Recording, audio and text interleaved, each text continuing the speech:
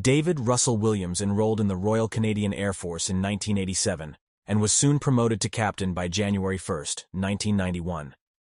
From that moment on, he would have been addressed as Sir by his subordinates and Captain Williams by his superiors. Described as a decorated pilot and bright shining star of the military, he quickly rose through the ranks and was promoted to lieutenant colonel in June of 2004, while also being appointed the role of commanding officer at CFB Trenton, Canada's largest Air Force base. He was essentially in full command of over 7,000 military personnel, all of whom would have then referred to him as Colonel or Colonel Williams, without exception. This would have afforded him an extensive amount of psychosocial equanimity and confidence, and wasn't exclusive to his work life either.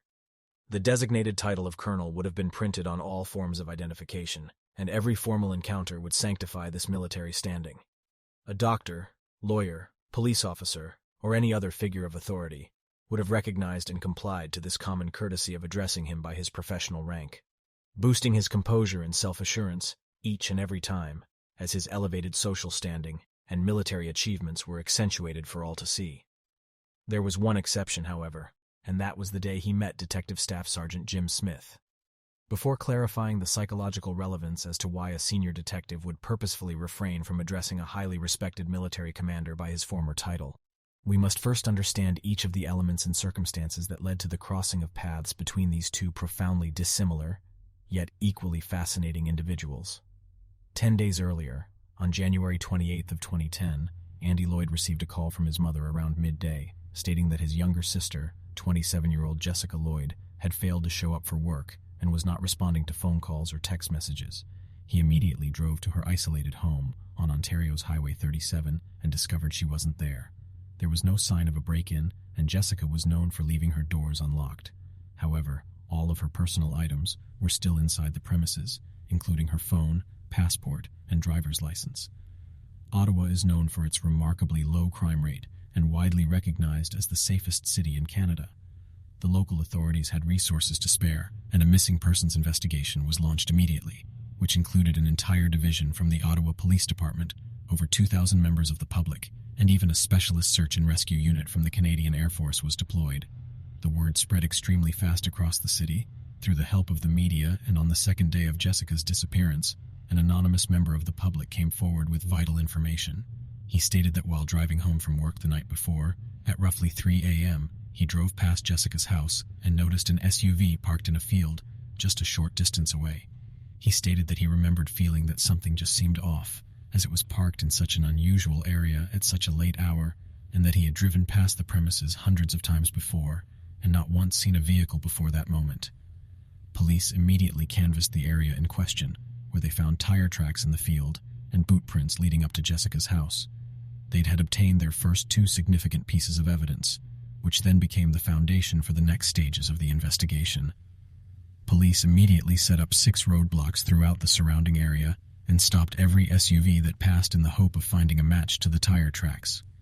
They reportedly stopped over 200 vehicles over the next 4 days, yet had no luck and were on the verge of reassigning their manpower from the roads to conducting foot patrols in off-road areas and pathways.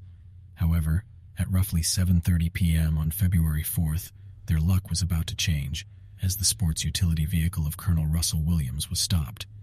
He was reportedly polite and nonchalant about what he thought was a routine traffic stop, and was sent on his way after just 90 seconds. Unbeknownst to him, he was immediately placed under police surveillance from that moment on, as his tires came up as a complete match to the tracks found in the field near Jessica Lloyd's house.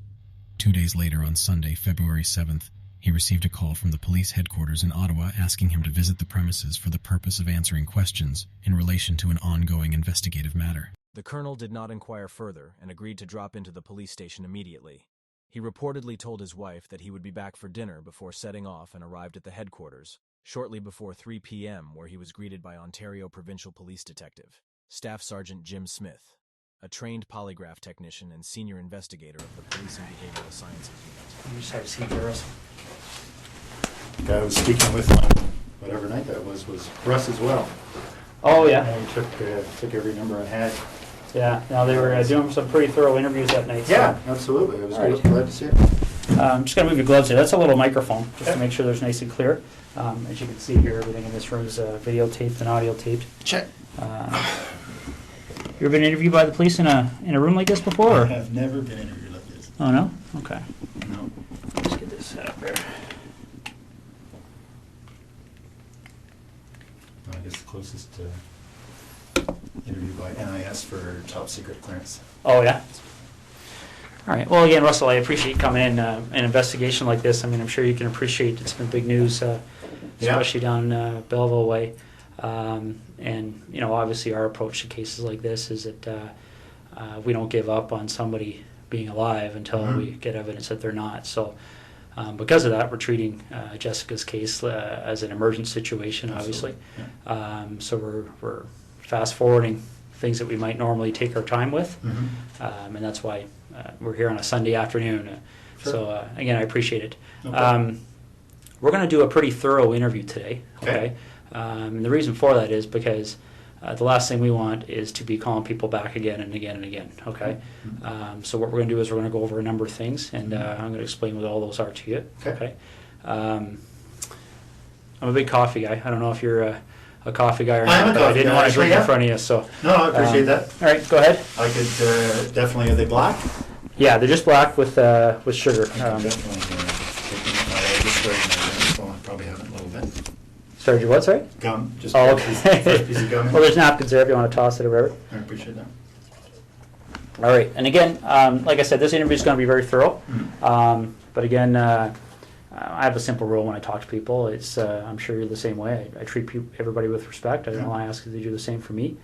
So what we're going to do is we're going to start off by going through what your rights are. Okay? Okay. Just like everybody else. Okay. Okay. Have you ever been read your rights before? No. Yeah, I'm sure you've seen it on TV a whole bunch of times, but that's usually the American version. So Okay. I'll go over it with you briefly. Okay. Basically, in Canada, as you know, I'm sure, is we all have our rights guaranteed under the Charter of Rights and Freedoms. Right. Okay. Now, Russell, just to avoid any confusion, because people do get confused when they're talked to by the police, is that you're obviously not under arrest here today. Okay. Yep. Anytime you feel you want to leave here, you feel free to do so. The door's not locked. Teresa will walk you down the lobby anytime you want. Okay. If there's anything that comes up in our interview today, Russell, that you feel you want to talk to a lawyer about, Okay. you just let me know. Sure. Okay. And the reason for that is I want to explain to you exactly what's going on here. Okay. Jessica Lloyd is one of 4 cases that we're currently investigating. Okay. Right. And essentially what's happened is over the past about 4 or 5 months, Yeah. there have been 4 occurrences that, like I said, that we're looking into. 2 of those occurrences occurred in September of 2009. Yeah. And very briefly, they were up in the Tweed area. Yeah. They involved somebody entering 2 different women's houses in the evening hours and committing sexual acts. Yeah. Okay. In November of 2009, a young lady by the name of Marie-France Como My people. yeah, was found murdered in her home in Brighton. Yeah. And we believe that there was a sexual component to that crime as well. Okay. And then most recently we have Jessica Lloyd's disappearance. Mhm. Okay, so essentially when you look at those kind of crimes, we're looking at a number of different potential criminal charges. All right, Absolutely. we're looking at issues all the way from the most serious one, which is first-degree murder, kidnapping, sexual assault, break and enter with intent to commit sexual assault, Yeah. forcible confinement. Okay. And so what I want to make sure you understand, and this is what we've been doing with everybody we've been talking to, is that clearly when we find out who's responsible for one or all of those crimes, Yeah. they could be charged with one or all of those offenses, okay, whether it's you or whether it's anybody else. All right? Absolutely. And that's why it's important that we make sure that people understand what they have to do and what they don't have to do when they're talking to us, okay? So as I said before, any point today you feel the need, you want to speak to a lawyer, you let me know, and Okay. we can take you to a room where you can do that in private, okay? Okay. Do you have your own lawyer? I have a realty lawyer, but Okay. no, I don't have a lawyer. All right. If at any point you want to make that call and you don't know who to call, we have a phone list of lawyers that are available to give you advice free of charge right over the phone. Okay. So again, if at any point today you want to take advantage of that, you just let me know. Sure. Is there any reason you want to call a lawyer now? Nope. Okay. A couple other fairly simple and straightforward things that you probably understand, but again, we go over them to make sure everybody's clear, is that you don't have to speak to me today, okay? Okay. And the reason for that is because the law considers me to be what we refer to as a person of authority, okay? Probably similar to what you may be considered to be on the base. Yeah. And because of that, I can be compelled to appear before any judge in the country, basically, to account for what takes place here today between you and I, okay? Sure. And that's the reason why everything's recorded, Yeah, because there can't be any more accurate record than that, right? So. No, understood. And the other thing I want to make sure you understand is that, you know, you mentioned a second ago about Ms. Como being one of your work associates. So I don't know what's happened since November on the military side of things. But what we want to make people clear on is that if you have been spoken to by any person in authority or any police officer about any of those cases, I don't want what they may have said to you to make you feel influenced or compelled to say anything to me today, okay? Whatever you might have felt influenced or compelled to say to them earlier, you don't have to repeat it to me and you don't have to say anything further, okay? Okay. But obviously what you do say, you know, for the third time is being recorded, right? So, Understood. These first two attacks happened not that far from my place in Tweed. Well, the second one did. yeah, We didn't even know the first one had happened, but I understand that was reasonably close as well. But the second one was very close. yeah, So certainly at the time, the OPP did a door-to-door. Yeah.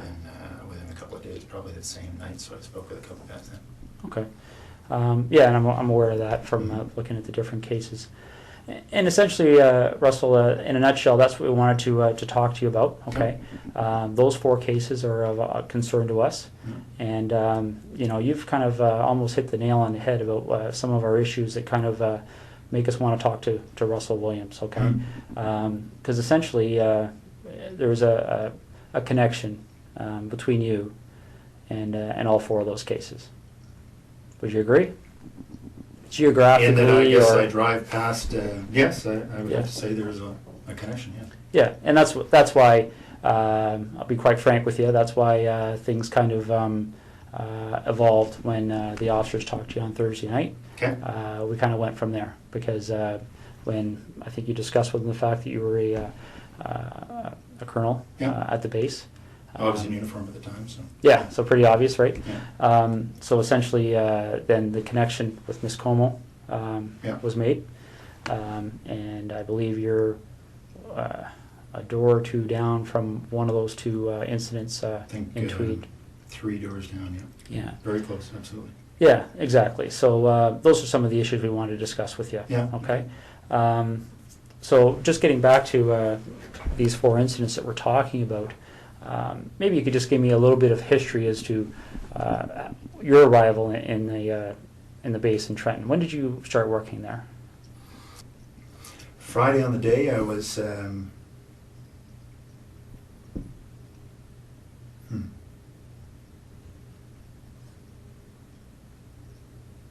Friday on the day I was at home most of the time. Most of the day I had a sort of a stomach flu. Okay. In Ottawa or Tweed? In Tweed. In Tweed? Okay. Yeah. So we backtrack then. So all day Friday, you're at home, Yeah. and then what time do you leave to go to the base to sleep there on the Friday night?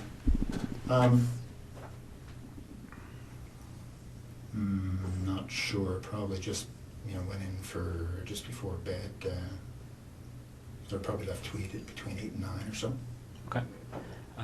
And you get to the base and spend the evening there and get up for the 5:30? Yeah. Okay. That's right. So we backtrack from there. When did you arrive at your home at the cottage? I don't want to get confused between your home in Ottawa and the home in Tweed. Understood. So, No, I had been in Tweed all week. yeah. The week prior now. Yeah, I think that's the case. Was in Tweed all week. Flew Saturday. Headed to Ottawa Saturday night. Okay. So if you didn't have the stomach flu on the Friday, what was your I think schedule it was that something day? like 8, really. Okay. What would have been my schedule? Just a standard schedule in the office. Okay. So, office brief in the morning, a couple of meetings. I can't remember what the specifics were going to be. Okay. So Thursday night you slept at Tweed, or you? Yep. All right. And what did you do Thursday during the day? Thursday during the day, I was at the base again. I think it was a fairly standard day. I can't recall exactly, but yeah, nothing. I was not flying, so I was at the base. So I would have gone in early in the morning, back in the evening again. Okay. Do you remember what time you left the base that night?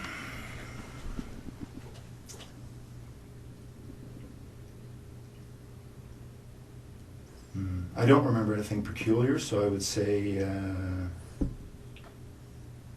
I don't know, probably 7 to 9, somewhere in that range. Okay. And that's when you left? Left the base, yeah. And what It's a 45-minute transit. So 45 minutes home? Yeah. Okay. Okay. Now, I'm not going to walk you through November, but I'm going to take you to a date that's probably pretty fresh in your mind, the day that Marie-France coma. Yeah. Do you remember how you found out? I do. Yeah, I was sent an email. Well, as soon as the ops staff and the base learned, they told me.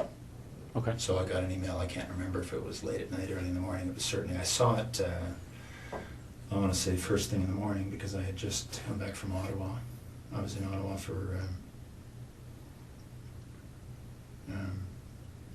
a set of meetings on one of the days. I can't remember what day of the week we're talking about, but yeah, no, I mean, obviously when your people gets killed, it gets your attention. So Absolutely. yeah, I very much remember that coming in. And how did you know Marie-France coma? I'd only met her once. She was on a crew I was on just after I got to the base. Okay. So I can't even remember. I think it was a one-day trip. I did a number of trips in Canada, transporting our troops, sort of first leg out of Edmonton. We tend to hopscotch them across until they get into theatre. So anyway, I can't remember which trip it was, but we did a number of them out to Edmonton just to pick up the troops, bring them to Trenton, and then put a fresh crew on, and because we'd fly out and back in the same day, so pushing the edge of that, and fresh crew on, and they'd continue on after a couple-hour delay. Okay. Do you know roughly when that happened? Though we were on the same crew? The time you met her, the one time there, yeah. It was soon after I got to the base, so I don't remember exactly, but I would say in the first couple of months, so August, September. Okay. Yeah. Now, you got that email notifying you that something had happened. Yeah. Do you have any kind of a clear recollection as to how your schedule was going that week? Well, I can't remember what day that the message came in. Just a second.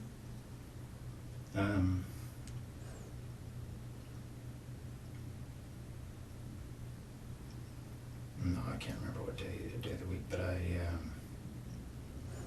just think there was a whole bunch of activity spun up as a result, obviously. No, I can't remember the day of the week.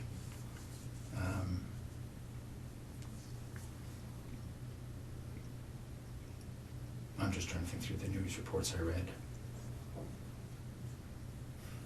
No, I'm sorry, I can't remember what day that was, but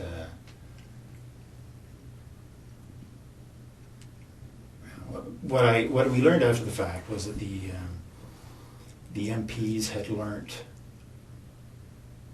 of her death, I think quite a bit after her body had been discovered. Okay. So I think what happened, sorry, just a second.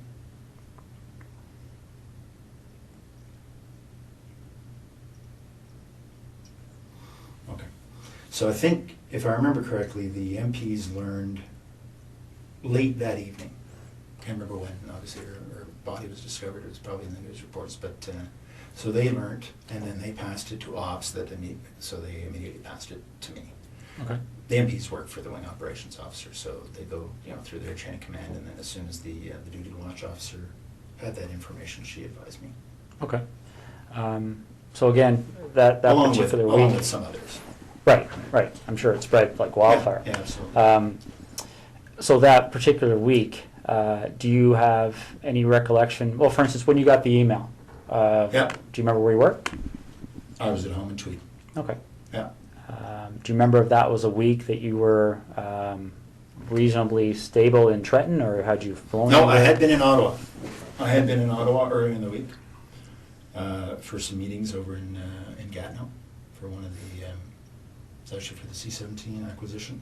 I was project director when I was here in Ottawa for that, so just some follow-up stuff for that. Okay. So I had been here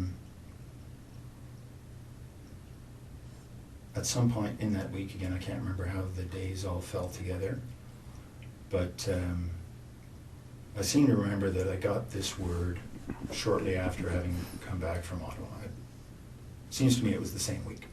So if we were to do a similar investigation in your background, is there anything you can think of that anybody may have misinterpreted, or anything in your history that somebody might say Russell Williams Absolutely. did this? No. Okay.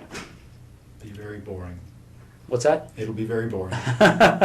All right, because essentially that's what I'm looking at. Is it? You seem like a very intelligent person, and I think you can see how a surprise like that would certainly set off Absolutely. some alarm bells in There's our investigation, right? Okay. Yeah. So the next thing we need to cover off is, well, I'll just ask you this straight out. Given the types of crimes we're investigating, do you get much chance to watch television shows, CSI, things like that?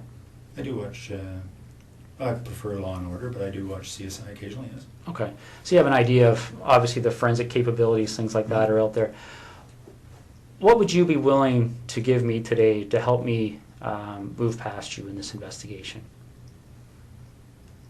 What do you need? Well, would you be willing to supply things like fingerprints, blood samples, Sure. things like that? Yeah. Okay.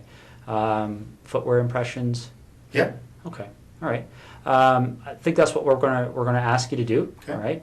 Now we have a process we have to go through to do that. Okay. And for the blood sample, I don't take the blood sample. We have specially trained officers that are trained to do that. Okay. I'm going to step out and make sure they're still available. Can I assume you're going to be discreet? It's possible. Yeah. Because, this would have a very significant impact on the base if they thought you thought I did this. Well, bottom line, Russell, that's one of the reasons we're here on a Sunday afternoon. Okay. The military certainly be of great assistance to us, especially in relation to Ms. Como's investigation. Mhm. So that's certainly one of the things that went into our decision to give you a call at home today and see if we could deal with this today. Okay. So, okay.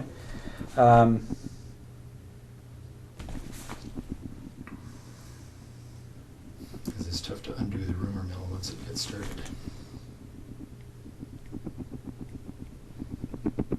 But I appreciate that. Okay. Now that you've had some time to, I know we've been throwing a lot of things at you here, but now you've had some time to think about things.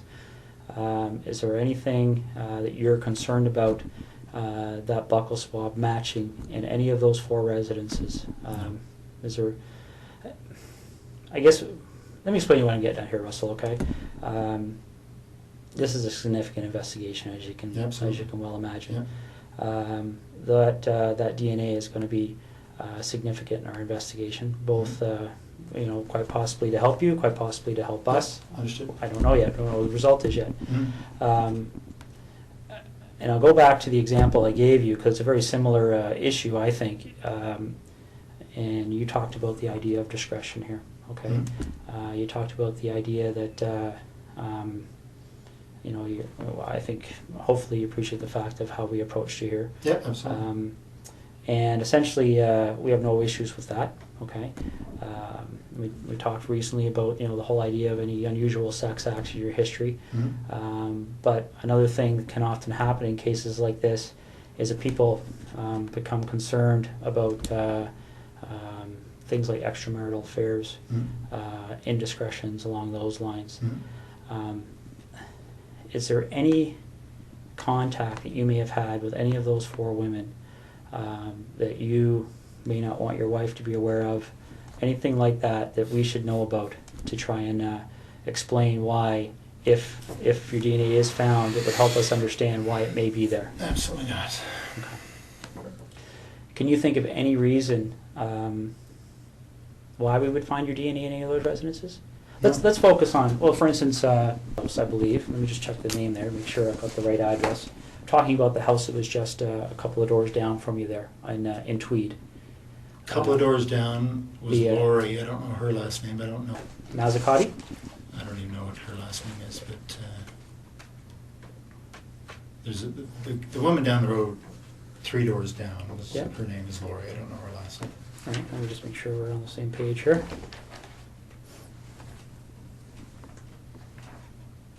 Okay. My understanding is she lived at 76 Cozy Cove. Yeah, so she would be the one, the second one, the second incident on your road there. Yeah. A couple of doors down. Ever been in her house? No. We met her once, I think the first summer we were there, so in '04. Okay, and that's what I'm getting at. Again, this is a credibility issue, right? Yeah. Because I don't want to come and see you 2 weeks from now and say, you know, Russ, Yeah. our CSI people went in that house. And are you familiar with how DNA works? I think broadly, yes, I would Okay. guess so. One of the challenges we have in 2010 with DNA is it's become so precise that I guess the best way to explain it is I can think back 15 years ago when I started in violent crime investigation. Yeah. For us to get a DNA match, the sample we had to find was, you know, probably would have filled half of one of these cups. Does it? You know, because they destroy so much of the sample in the testing. Okay. Essentially, DNA has become more and more precise to the point where when you and I walked in this room earlier today, we could have sat down, talked for 30 seconds, Yeah. walked out. CSI officer could have come in 3-4 days from now, Yeah. did some swabs here, and he would have found your DNA and my DNA, Mhm. and probably a lot of other people's DNA. Sure. A little bit gross to think about, but essentially, you know, as we talk, you know, a little bit aspirate comes out of our mouth. Yeah. No, I understand. That contains our DNA, our bloods, or our skin cells contain our DNA, Yeah. and that's what I'm getting at. If you were ever in Lori's residence, quite possibly, quite innocently, your DNA could be in that residence. Has there ever been a time you've been in there? No. Okay. What about the other lady down the road on? I hadn't even heard that name, so no, I don't actually know who that was. Okay. Have you ever visited Marie France Como at her residence? No. Okay. All right. So you're quite positive there would be no reason why your DNA would be in any of those Absolutely. 3 locations. Okay. Did you know Jessica Lloyd even in passing for any reason? No, I didn't hear her name till it was on the news. Okay. And the reason I'm asking that is because I know you were asked that question on Thursday night, and sometimes what we find, and again, this is one of those situations that can sometimes cause us to get in a lengthy investigation as somebody that maybe doesn't deserve it. But what can happen sometimes is somebody gets stopped by the police like you did, and they get asked that question, and people, when they're stopped by the police, they can be nervous, okay? So they blurt out an answer, and then they start driving away, and they go, oh, why'd I do that? Because the problem is that once they get asked again, then they feel compelled to maintain that answer for fear that if they change their answer, somebody could find it. You understand what I'm saying? I do. Okay. So I want to make sure that's not happening here. I don't care what you said to the officers on Thursday night last week. If there's any communication or contact between you and Jessica Lloyd, you've seen her picture, right, around I have. town? Yeah, absolutely. Okay. Ever seen her before? I don't. No, I would say I have not. Okay. All right. All right. And you mentioned something about doing some renovations at your property in Tweed there. I think you said something earlier about tearing up carpet. Correct me if I'm wrong, but Oh yeah. okay. When did all that happen? In 2004 or 5. Okay. Any recent renovations? No. Okay. All right.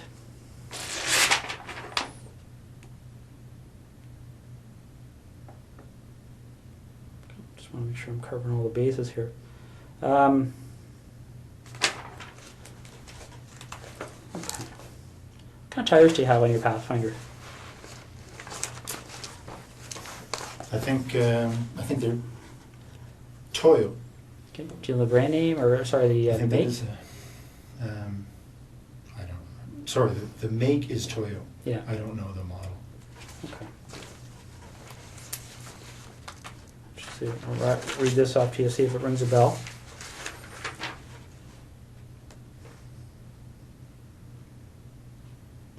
Ever heard of, does Toyo Open Country HTS That sounds make any right. sense? Yeah. Okay. When did you have those tires put on your Pathfinder? Well, it's the second version we've had of them, so I think it might have been this past fall. They replaced other ones we'd had on the same. Okay. Well, Toyo, I can't say that they were the same, exactly the same model, but our dealership here in Ottawa says they're very popular for the Pathfinders. Okay. And they were good. They lasted a long time. All right. I've had to.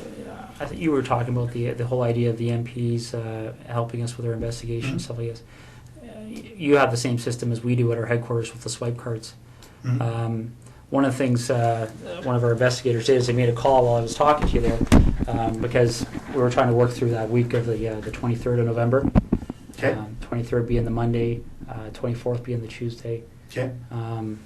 What they've told us is that, and I want to make sure I get this right, is that on the 23rd, your swipe card was being used at the base. Okay. Okay. On Tuesday 24th, there was no use of your swipe card.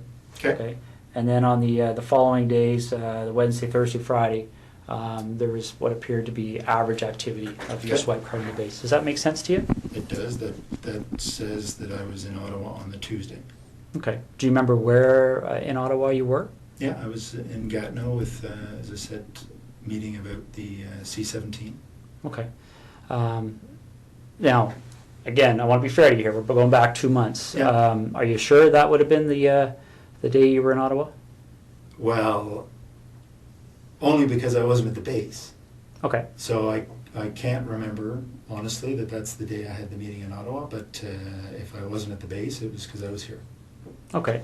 Now, if that is the day you had a meeting in Ottawa, do you remember being at the base on the Monday, the 23rd, and swiping your card in and out? Do you remember what you would have done that evening to get to Ottawa for that meeting? Like, would it be... I drove to Ottawa in the morning of the day of my meeting, so if it was the Tuesday, then I would have left Tweed. It was a very foggy morning Okay. that morning. And I drove in that morning. Okay. So I would not have been at the base the day I was in Ottawa, because the meeting started at 8:30 or something. Okay. So you leave the base, you would have went home to your residence in Tweed, Yep. and then you left Tweed in the morning and drove up to your meeting in Ottawa. Yep. Okay. You leave the meeting in Ottawa is a daytime meeting, evening meeting, or do you remember? Yeah, it was a daytime meeting, finished, I don't know, mid-afternoon or so. Okay. We had lunch and then finished. I think my wife and I had dinner because she was here for work, and then I headed back. Okay. Well, these are the kind of things that I'm trying to draw out here. That's helpful to us. Do you remember where you had dinner? Well, I don't remember exactly the restaurant, but it was in Westboro because that's where our house was being built at the time. So we had dinner, in a restaurant that we would expect to be able to frequent once the house was finished. Okay. Remember how you paid? One of us would have paid by MasterCard. Yeah. Okay. Are you sure about that, or? Pretty sure. That's normally how we Okay. pay for meals. All right. Can't remember if it was me or my wife that paid, but one of us. Okay. And do you remember which restaurant it was again? No. Okay. All right. And you see where I'm getting at, right? I mean, that can be very helpful for us because if we can track that issue, right? We can put somebody paying for a meal at a location. Well, with a I was credit card. meeting with 15 people or so that day. So Okay. And what time did the meeting end? I would say between 3 and 4. Okay. And are you sure that that's the same day you went out with your wife? Well, I think so. Yeah, because she was here, and I think that was the day we went to this restaurant in Westboro. Yes. Okay. You finished dinner, and do you remember what you did that evening? I would have driven back to Tweed. Okay. And you would have... Now, again, I know we're talking 2 months ago here, but do you remember specifically having dinner and then driving back to Tweed, or do you remember... are you just guessing here? No, I'm not really guessing. I mean, I believe that this night at this restaurant was following the meetings in Ottawa. Mm-hmm. And I, kissed my wife goodbye and headed back to Tweed to go to work the next day. Okay. All right. The tires that you have on your truck, right? The reason I asked you about that is there any time? I mean, you recall where you were stopped by the officers there? Yes. Okay. Did they explain to you what the significance of Said the that was location? her house. That was her house. Yeah. Okay. So you remember that location? Yep. Do you remember what the crossroad was, or? I don't think there was a crossroad. It's sort of just on the south end of 37. Okay. When you get stopped at that location, has there been a time in the recent 1 or 2 weeks that your vehicle has left that road for any reason whatsoever? Have you driven into a field with your vehicle at all? For any reason you can think of? No. Okay. Because I want you to rack your brain here. This is important. So, Yeah. is there anything you can remember doing that would have caused you to drive off the road No. at that section of roadway? No. That's my early. That's the early part of the highway, and just head north. It's about 30 minutes from there to. Probably 20 from there to my house. Okay. Would it surprise you to know that when the CSI officers were looking around her property, that they identified a set of tire tracks to the north of her property? Looks as if the vehicle left the road and drove along the north tree line of Jessica Lloyd's property. Okay. Okay. They took they examined those tire tracks. And they have contacts in the tire business. Obviously, tire tracks are a major source of evidence for us. Sure. Shortly after this investigation started, they identified those tires as the same tires on your Pathfinder. Really? Yeah. Okay. Okay. One of the other things that they do to try and identify the type of vehicle that may have left those tires, well, is they do two things. They talk to witnesses. Okay. There was a female police officer that actually drove by that location that evening and recalls seeing an SUV type vehicle in the field to the north of Jessica Lloyd's house, consistent with a Pathfinder. Okay. Could maybe consistent with other things, but consistent with a Pathfinder. And they, what they also do to try and identify the type of the vehicle is they look at what they call the wheelbase width, okay? Because different vehicles, different makes, models have wheelbase width. So they can take those two sets of tire tracks, measure the distance between them, okay, and determine what the width is. Sure. And then they can enter that into a vehicle database, and it will spit out the types of vehicles, okay? Your Pathfinder's wheelbase width is very, very close to the width of the tires that were left in that field, okay? Do you have any recollection at all of being off that road? I was not off the road, no. Okay. All right. Russell, is there anything you can think of? Let's go talk about Marie-France Como for a minute, okay? Is there any reason at all you can think of that during our investigation, obviously we're searching computers, things like Blackberries, right? Electronic devices, looking through houses for things that are in handwriting, written notes, diaries, things like that. Now, I'm not at liberty to tell you what the content was, but is there any reason at all you can think of why Marie-France Como would have specifically referenced you in some of her writings? Not at all. No? No, absolutely not. Okay. Is there anything that she ever said to you that led you to believe that there might be something more than a passing interest with her towards you? Not at all. No, we spent, one flight together talking. I'd go back occasionally and talk. No, if that's the case, that's very surprising. Okay. All right. You have any questions for me right now? No. Okay.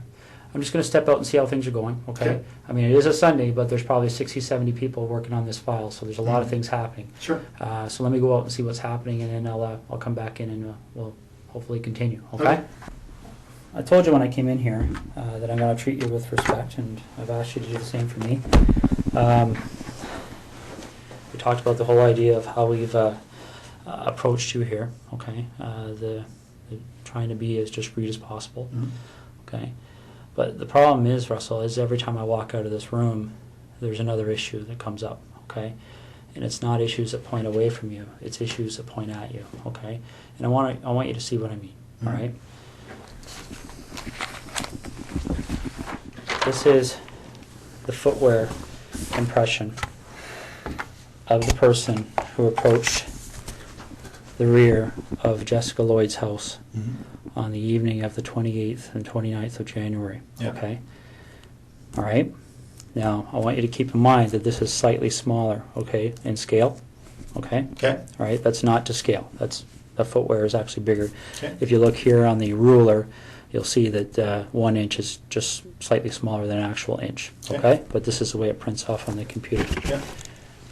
I'm going to move this over so you can see what I mean, all right? Because essentially when you're dealing with footwear impressions, we have a gentleman on the OPP who's basically world-renowned. His name is John Norman. And essentially with footwear impressions, you're in a situation where you're pretty much in the area of fingerprints, okay? And essentially what we're talking about here is, especially when you start adding in other pieces of information that support an investigative position, okay? This is a photocopy of the boot that you took off your foot just a little while ago, okay? Now, I'm not an expert in footwear impressions, so I rely on the experts. Footwear impressions are very much like fingerprint comparisons, okay? You take a look at this print, and again, this is one print. This person walked through, there's several different prints to compare, so we're going to get features off of one print to compare, features off another print to compare. These are identical.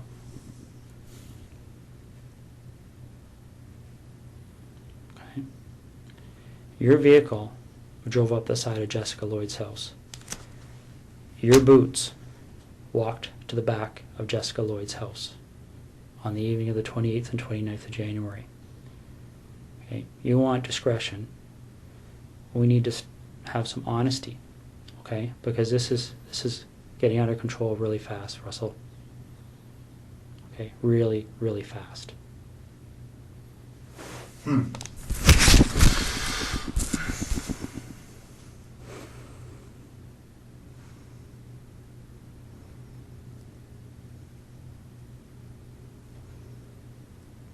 This is getting beyond my control. All right, I came in here a few hours ago and I called you the way I called you today because I wanted to give you the benefit of the doubt. But you and I both know you were at Jessica Lloyd's house, and I need to know why.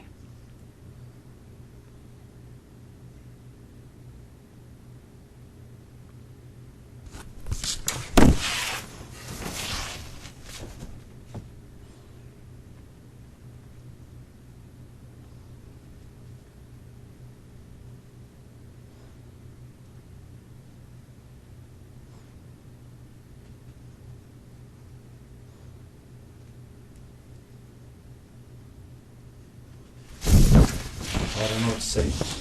It's, Well, you need to explain it because this is the other problem we're having, Russell, okay? Again, these decisions are made by me. Right now, there's a search warrant being executed at your residence in Ottawa, okay? So your wife now knows what's going on. There's a search warrant being executed at your residence in Lloyd, and your vehicle's been seized, okay? You and I both know they're going to find evidence that links you to these situations. Okay. You and I both know that the unknown offender mailed DNA on Marie France Comeau's body is going to be matched to you, quite possibly before the evening's over. Okay? This is a major investigation. The Center of Forensic Science is on call 24 hours a day helping us with this. Your opportunity to take some control here and to have some explanation that anybody is going to believe is quickly expiring. Okay? We're applying, the investigators now applying for a warrant to search your office. Right, these aren't decisions that we can say yes or no to. This is a practical steps in an investigation like this. And Russell.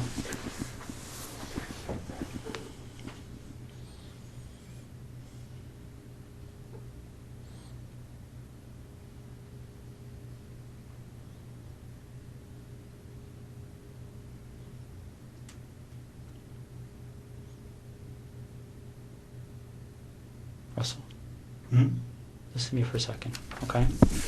When that evidence comes in, when that DNA match, when that phone rings and somebody knocks on this door, your credibility is gone, okay? Because this is how credibility works, all right? And I know you're an intelligent person and you probably don't need to hear this explanation, but I also know your mind's racing right now, okay? Because I've sat across a lot of people in your position over the years, okay? The bottom line is that as soon as we get that piece of evidence that solidifies it, DNA, okay, as soon as the expert in footwear impressions, the expert in tire impressions calls and says, yes, I've examined those and they're a match, it's all over. Because as soon as that happens, where's your credibility? Where's your believability? You're just another, and again, don't take this wrong, okay? But you can see if you step outside this room in your mind and imagine how people are going to view you, okay? If the truth comes out after the clear evidence is presented to you, when you finally go, okay, I'm screwed now, what are we going to do?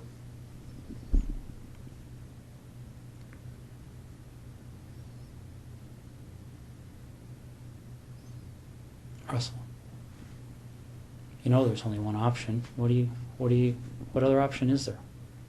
What's the option? Well, I don't think you want the cold-blooded psychopath option. I might be wrong. Okay, because don't get me wrong, I've met guys who actually kind of enjoyed the notoriety, got off on it, got off on having that label. Bernardo being one of them. I don't see that in you. If I saw that in you, I wouldn't be back in here talking to you, quite frankly.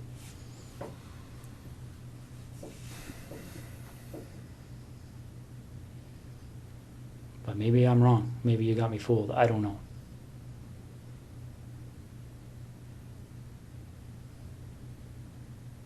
This is over. And it can have a bad ending where Jessica's parents continue to wonder where her daughter's lying.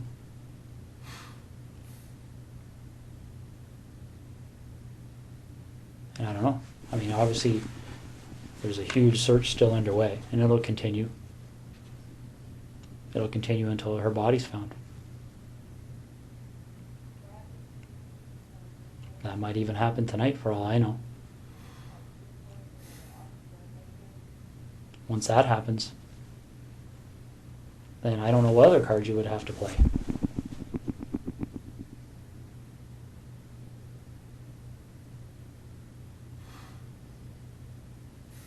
What are we going to do?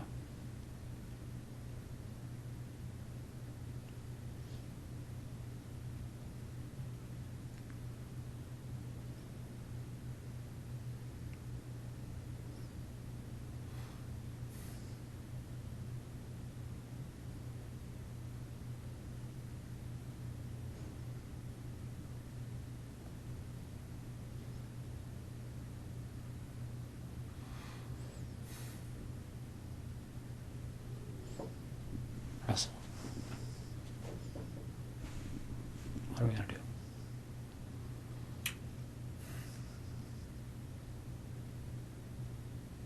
Call me Russ, please. Okay. What are we going to do, Russ?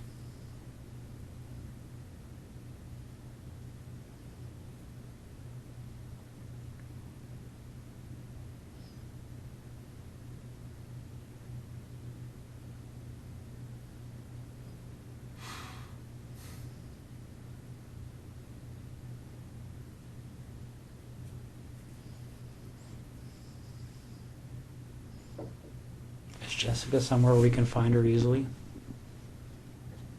Like, is this something where I can make a call and tell somebody to go to a location and they're going to find her, or is this something where we have to go and take a walk?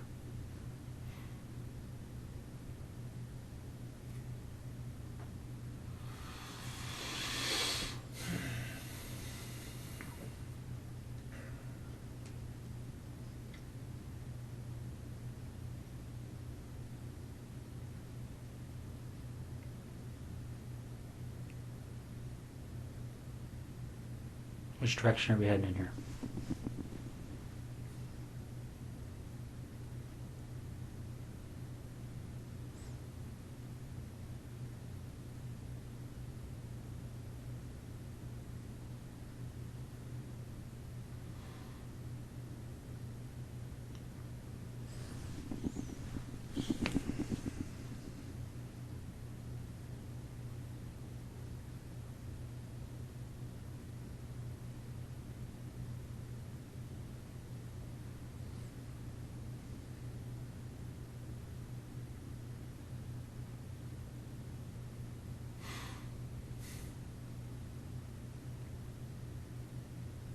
Russ, maybe this would help. Can you tell me what the issue is you're struggling with?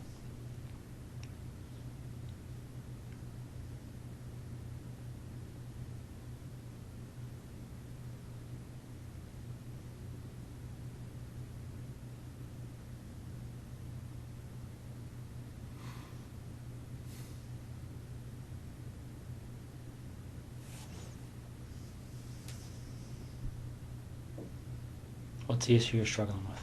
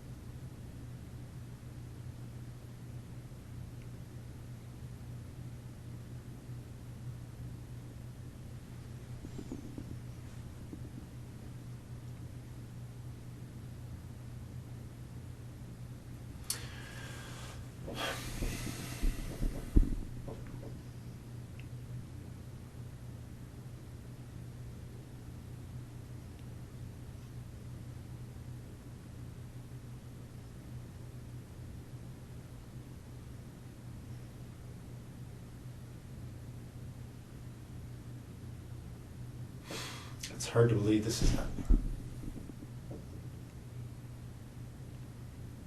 Why is that?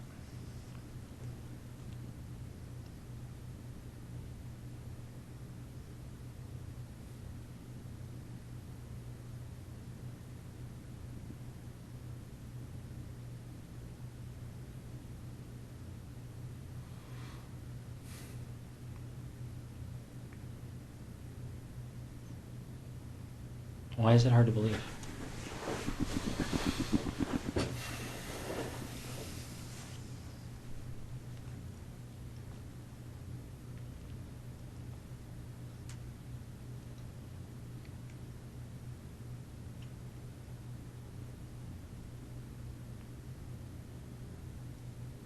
It's just hard to believe.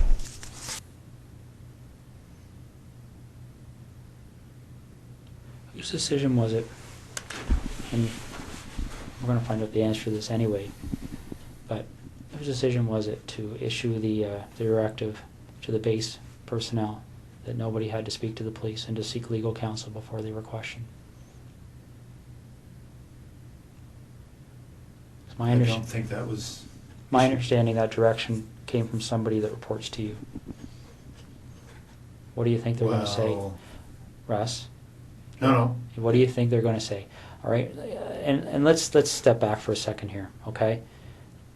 I really don't think it benefits you or makes you look any better to start debating the little issues, okay? No, but that is news to me. Okay. I have a legal officer that reports to me Yeah. who may have given that direction. Okay. But that's the first time I've heard it. If that's true, Okay. that's the first time I've heard that. All right, and that may be the case, but how does it look? Right?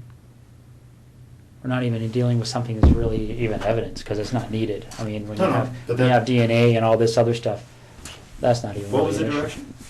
I don't recall, but it was something along the lines of telling the people on the base that they weren't required legally to speak with police, and they should seek legal counsel before they decide to speak. But Okay. Well, if that was actually said, it would not have been to the base at large. It may have been to the individual, the boyfriend who was the suspect. okay, That- my understanding, it went out to all personnel. No, absolutely. Maybe no, only under your command. I don't know. It didn't. Okay, okay, that's I fine. did never see it. That's fine. Now let's get back to the issue. What's that? So you talk about perception. My only two immediate concerns from a perception perspective are what my wife must be going through right now Yeah. and the impact this is going to have on the Canadian Forces. Where do we go?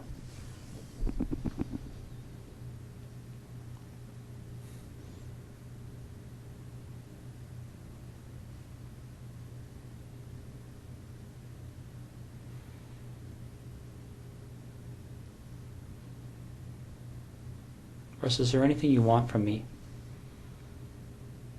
Is there anything you want me to explain?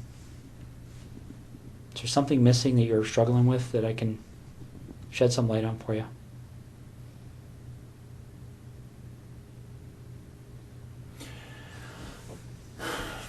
I'm struggling with how upset my wife is right now. Russ, what are you looking for?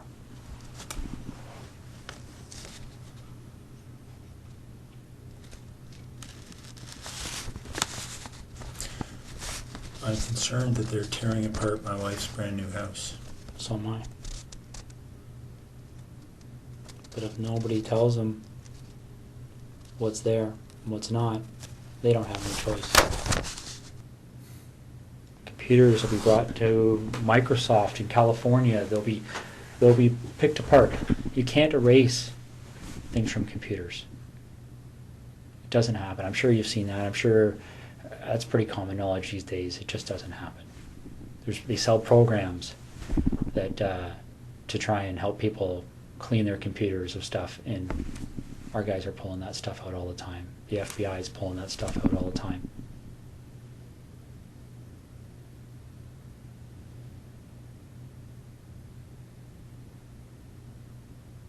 This investigation will end up costing no less than $10 million. Easy. And they will say no to nothing. Any request this major case manager makes on this case, they've already been told it's approved. Don't even bother asking.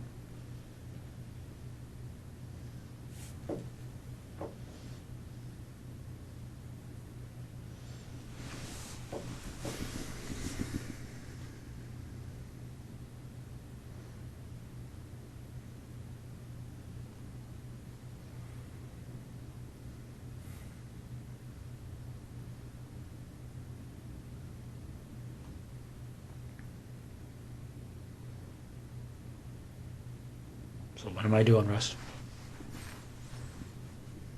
I put my best foot forward here for you, bud.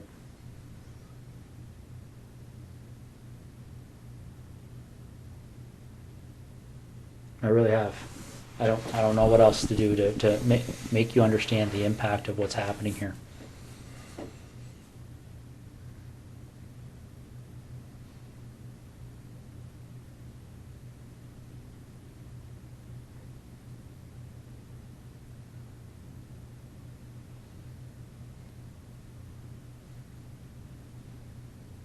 Do we talk? I want to minimize the impact on my wife. So do I.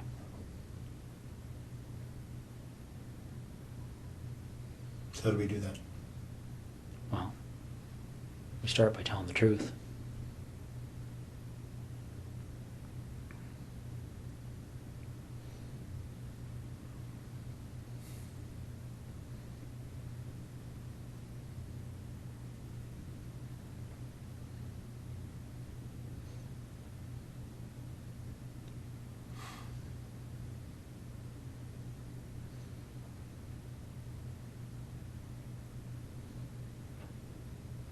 Okay. Okay. So where is she?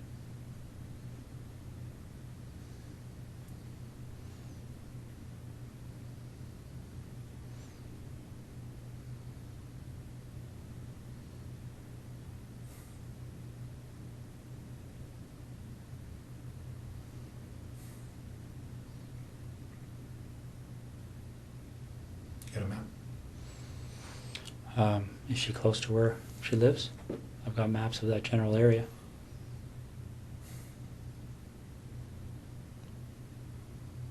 Which town is she near? Why don't we start there?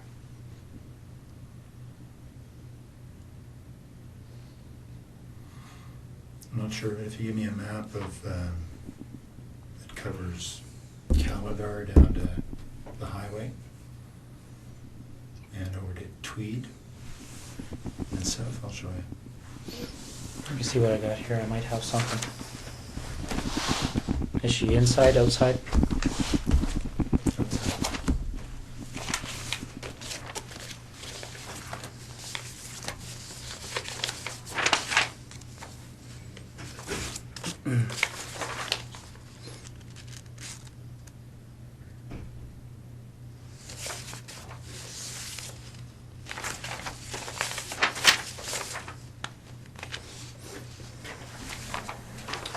It's probably the biggest area I have there, Russ.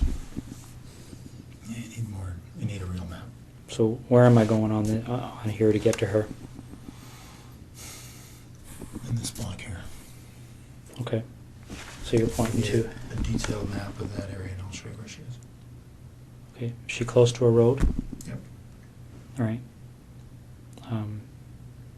Is it something where is she buried, or is she somewhere where if you walk there you would fairly easily see her? It's here. Okay. So she's south of 7, east of Tweed, Mhm. west of 41. Mm-hmm. And what's this road here? Not sure. Neither am I. Okay. I'll be right back, okay? Do you want any water or anything? Sure. Okay, I'll be right back. How long has she been there for?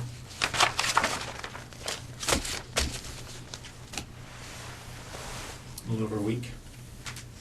Was it fairly quick from the time she left?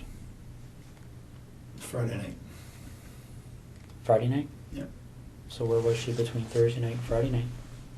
In Tweed. With you? Yep. How long was she alive for?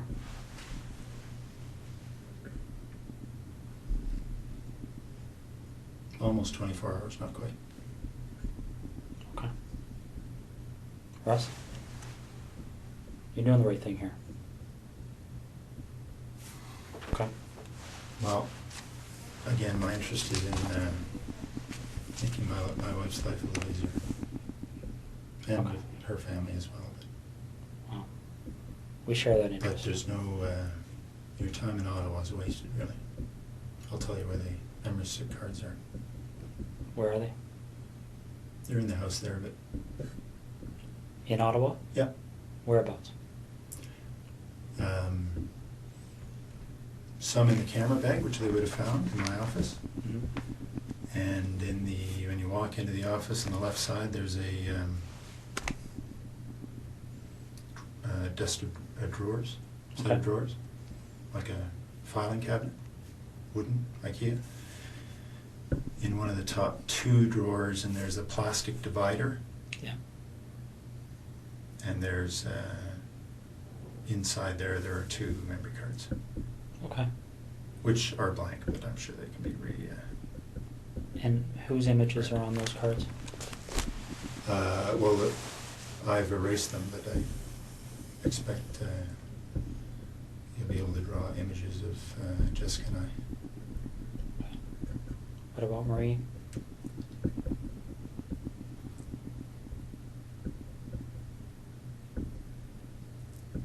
There may be images on there as well. And the 2 women from September? Yep. Okay. Do you have those images stored anywhere else?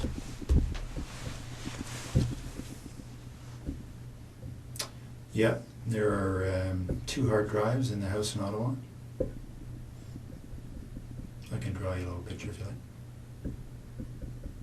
Sure. Do you want to do that now while I'm Sure. getting them out? Okay.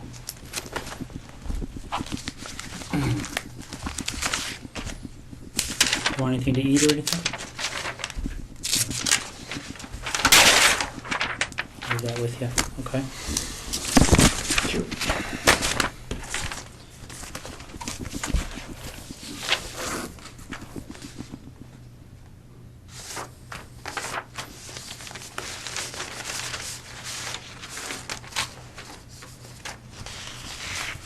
But I do want to talk to you again. That's the plan. Okay.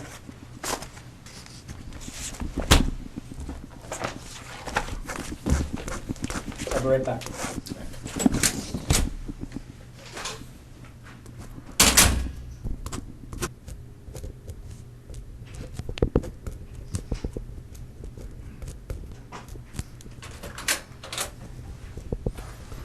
How you make it up there? Thank you. Can you make it up?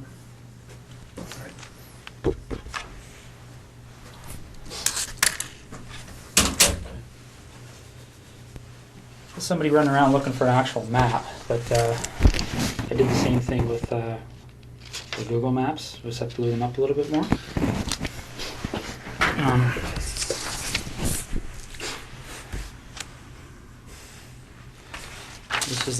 This is the biggest of the area. Well, this might have better parameters for you. There's Tweed.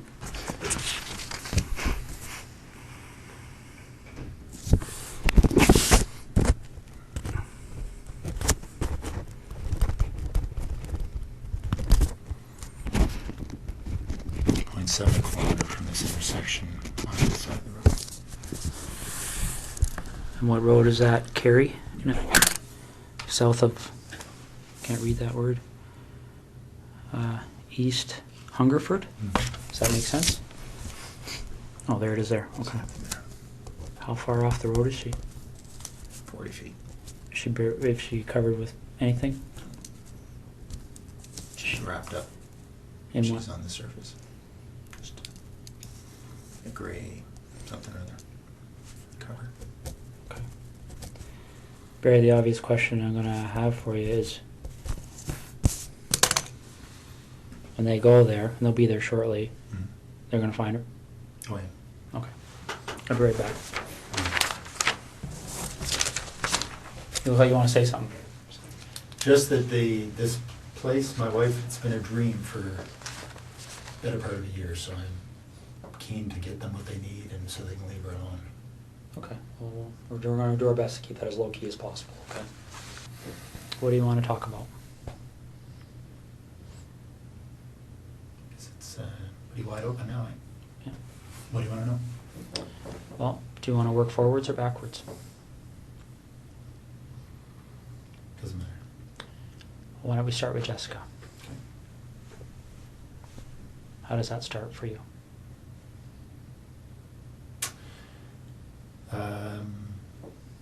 I saw her in her house on her treadmill. Wednesday night, I guess. Then I noticed she wasn't there Thursday. So I got into the house to look around.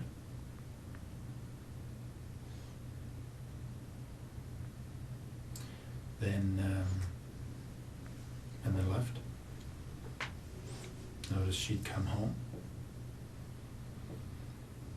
So I went back in. Through the back patio door while she was sleeping.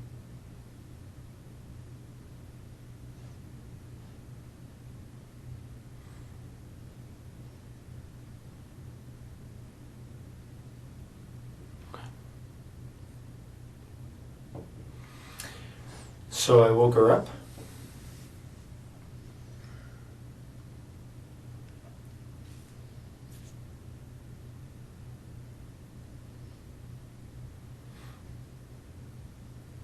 didn't hit her. She only hit her once. Friday night.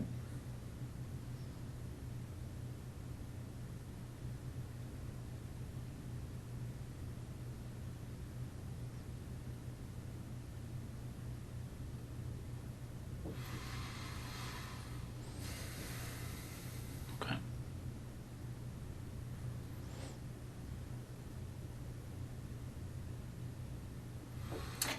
Well, so I wrapped her in her house, and then I took her to the car and took her to Tweed.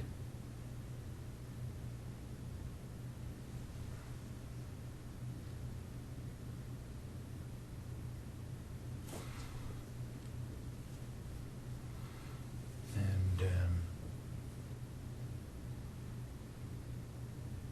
spent the day in Tweed.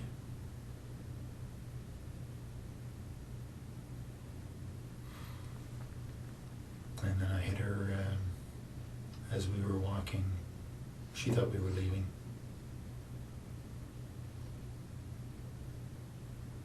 Hit her on the back of the head.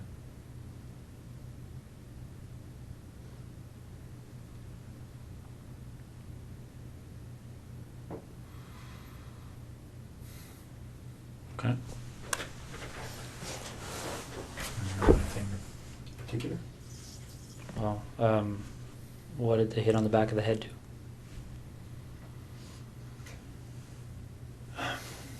Well, I was surprised that her skull gave way. She was there and immediately unconscious. And I strangled her. Okay. What did you hit her with? Flashlight Okay. In the house or outside the house? in the house. Yeah, they'll find signs of that. Where in the house did this happen? In the main portion, just in front of the fireplace. What do you mean they'll find signs of it? Oh, there's quite a bit of blood. I hadn't expected. I'd expected to knock her out. But obviously generated a lot of blood. What did she bleed onto? The floor. It's just tile floor. Okay. Did you clean it up or did you? I wiped it up. I know it'll be easily spotted. What makes you think that?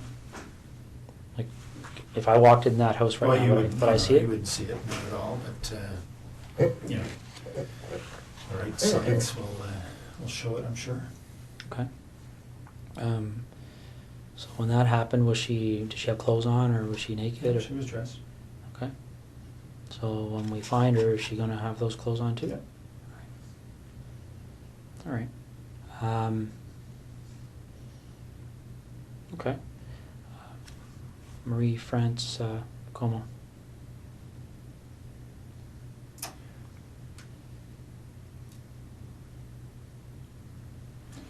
There was an open window in the basement of her house when she was away. I went in there a couple of nights before she came home. Looked around. I went back in there late at night when she was at home. She was on the phone in her bedroom.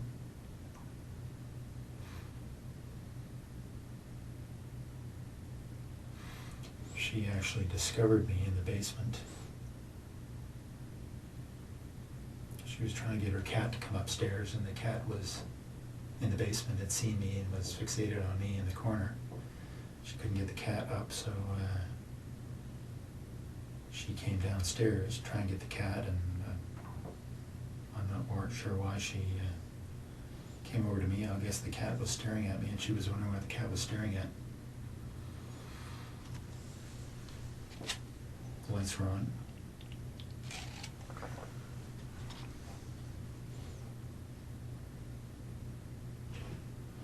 So when she spotted me, I had the same flashlight. I subdued her. Tied her up, brought her upstairs.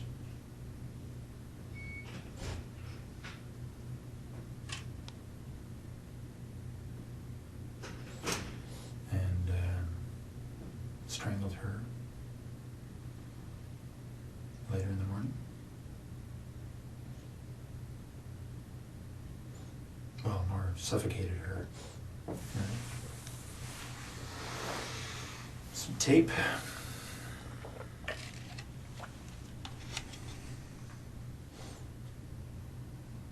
Left her there.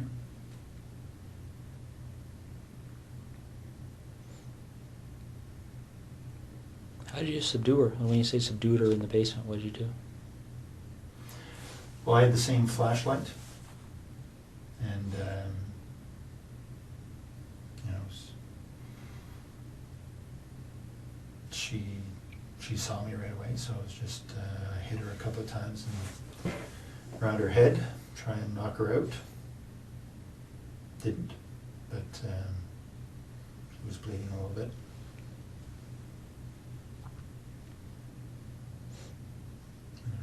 Eventually, through a struggle, subdued her.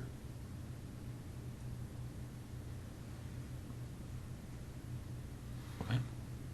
Any blood from that struggle? Oh yeah.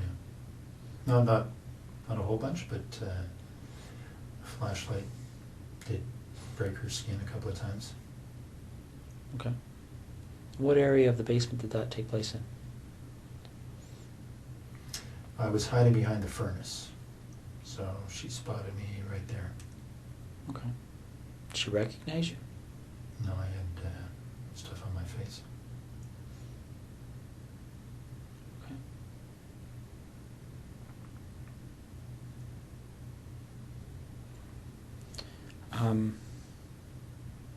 So then you go upstairs, and you said she suffocated? Well, I suffocated her. I put tape on her. I put tape on her mouth, and then I put tape on her nose and held it there so she couldn't breathe.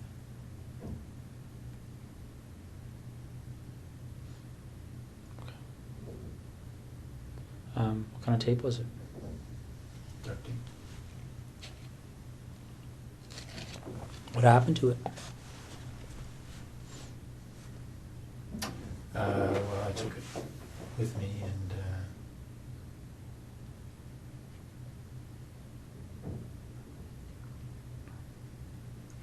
can't remember what actually I did with that tape, but probably threw it in the garbage. Did you use tape for any other purposes?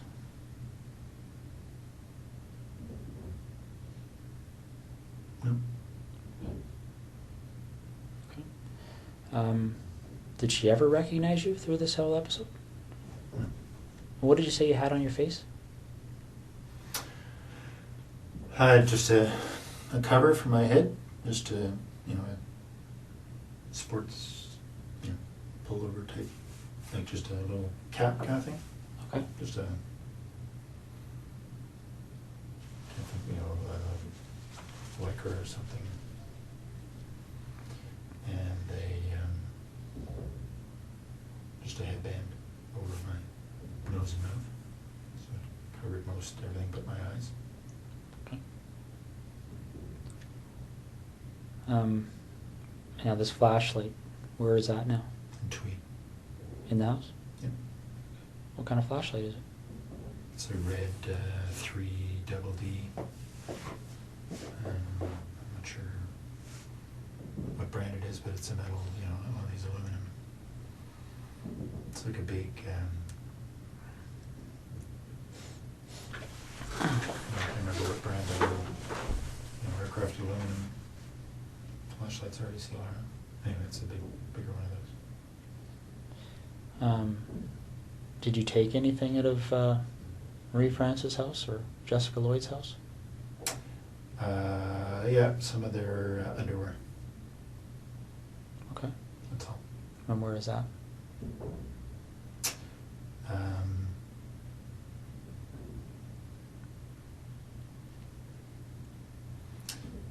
It's in some boxes in the basement here in Ottawa, in that rec room. So we just moved in, so there are boxes everywhere. So on the same side as the furnace room, sort of in the back against the wall. Okay. What do the other boxes look like?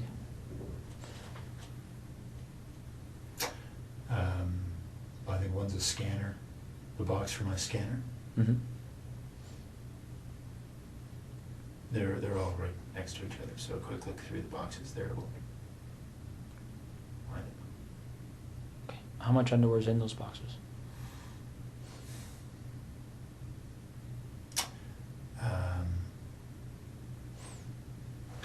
Probably 60 pieces or so total. All women's? Yeah, 60 pieces of theirs. Of whose? Of Jessica's and Marie-France. So you took 60 pieces from between the two of them? Yeah, Okay. I think so. All right. And they're in a, like when you talk about a scanner, is it a computer scanner box? My computer scanner is up in the office, and its box is down in the basement, so Okay. it's inside that box. Does any of the underwear in those boxes belong to anyone other than Marie-France or Jessica?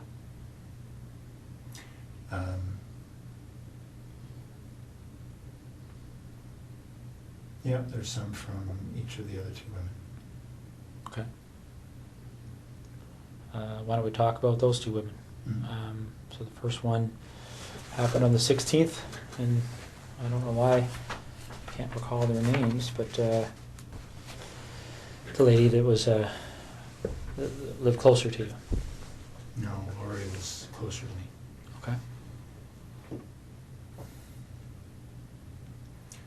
So the first one, Mhm. I had just spotted her from our boat, actually. I got into the house while she was asleep, noticed that she was alone.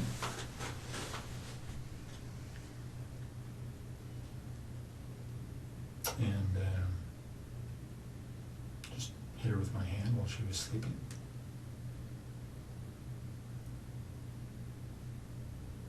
Subdued her. Mostly just my weight on top of her.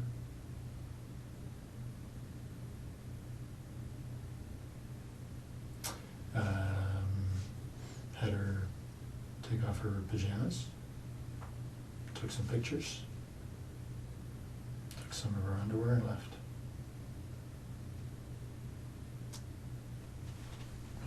And the other woman? Same kind of deal. Got in through the back of the house.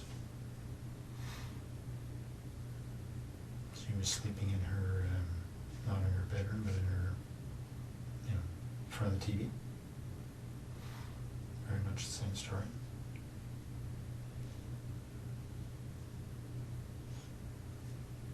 Anything different about that story? I mean, pretty much the same story and exactly the same story are two different things, right? Yeah, no, not much different at all. I did have the flashlight that time. I hit her with a flashlight. And thinking it would knock her out. Didn't. So, and I subdued her with my weight.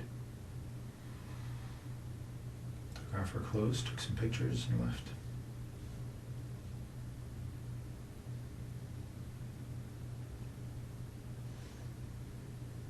Why do you think these things happen?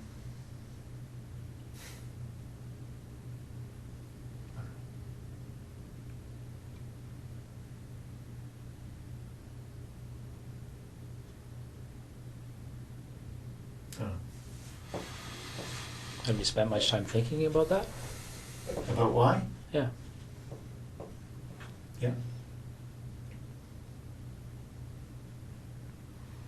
But I don't know the answers.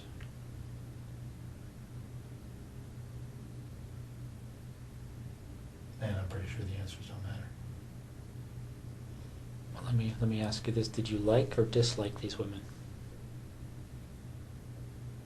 I didn't know any of them. Okay. I had met Marie-France that one time in our airplane. Okay. No, I guess when you're going through these things, are you? Well, let's talk about Jessica because she was there with you for the whole day. right? Mm. What kind of feelings were you experiencing while you were with her that day?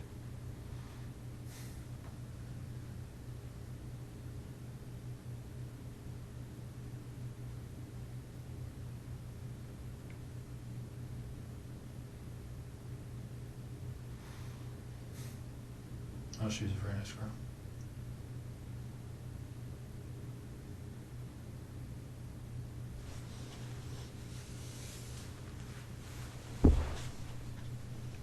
Can you tell me why you killed her? Russ? Do you know why you killed her? Well, I think I killed her because I knew that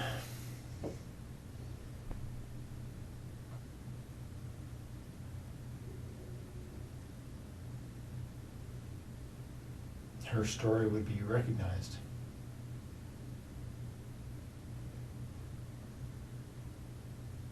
Her story would be recognized? How do you mean? Well, because she knew I was taking pictures. Mm-hmm.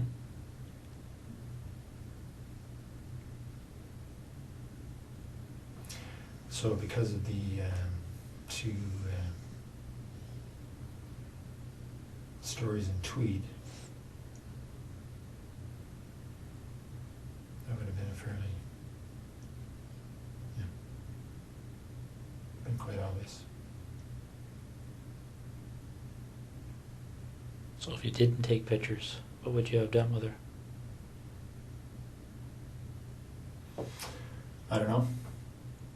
I mean, she's at your house, right? Well, let me ask you this. Is it 2 lived, right? And 2 died. What was the difference in your mind between? Well, the attention the first 2 got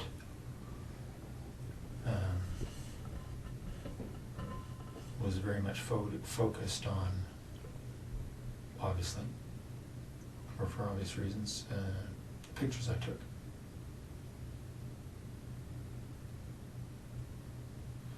So anybody else telling stories about pictures, right, would have been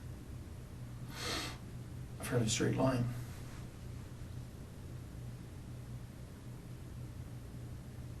Okay, but when this thing happened with Marie France, did you believe that you were already a suspect for what happened in Tweed? No. So what were you concerned about? Well, because I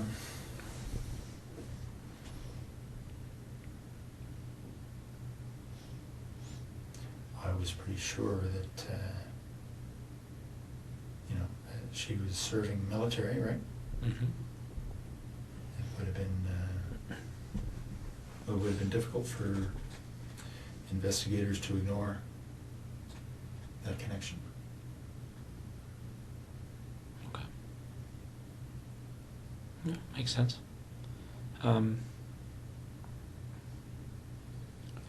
Let's go back to Jessica then, okay?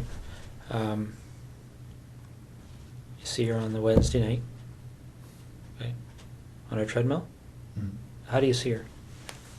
She was in the basement, window wide open, on a treadmill. So I drove by. Okay.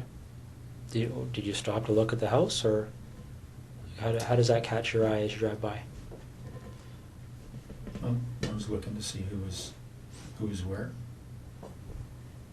Don't know that area very well, so I was just keeping my eyes open. Okay. So you spot her on the Wednesday. Yeah. Do you just keep on going, or did you stop and take a closer look that No. night or anything? No? I kept going. Okay. And you went back on the Thursday night, right? Yep. So you go back on the Thursday night, and you went into the house before she came home?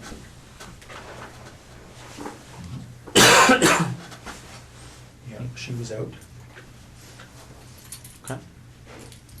Done with those.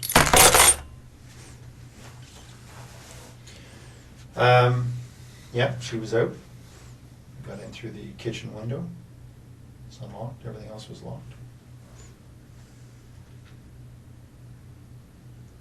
Okay. So you're in there doing what? Looking around to see who lived in the house. It was just her. Okay. And then what do you do?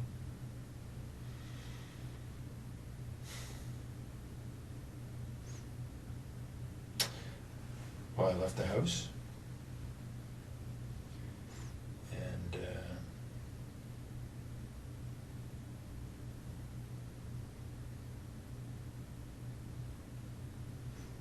she came home. I'd been out of the house very long. So I watched for a little bit to see if she was alone. She was.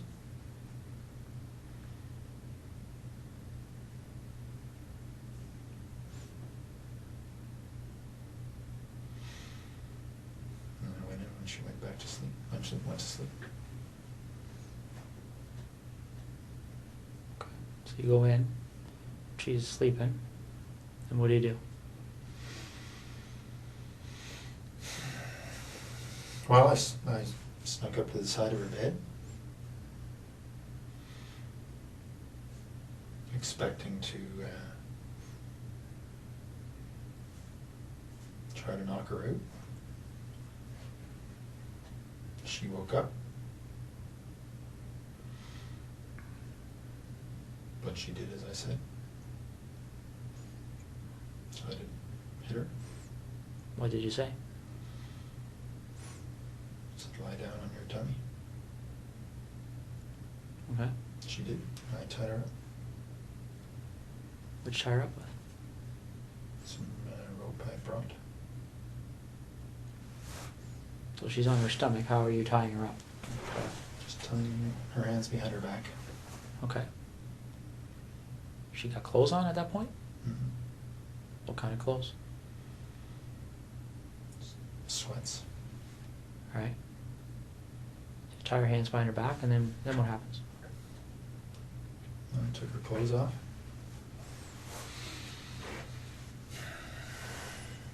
Okay.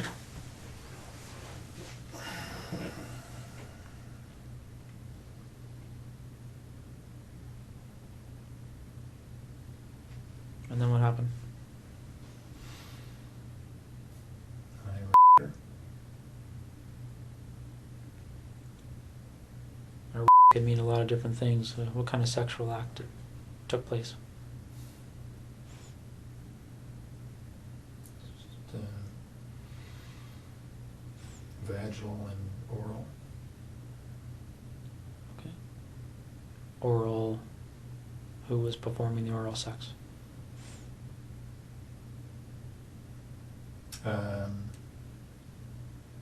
No, me on her and her on me. Okay. Any condoms used or anything like that? No. No. So and again, correct me if I'm wrong. Vaginal intercourse. Her performing oral sex on you, and you performing oral sex on her. Mm-hmm. Do you remember what order those things occurred in? Yeah. I started with the oral sex.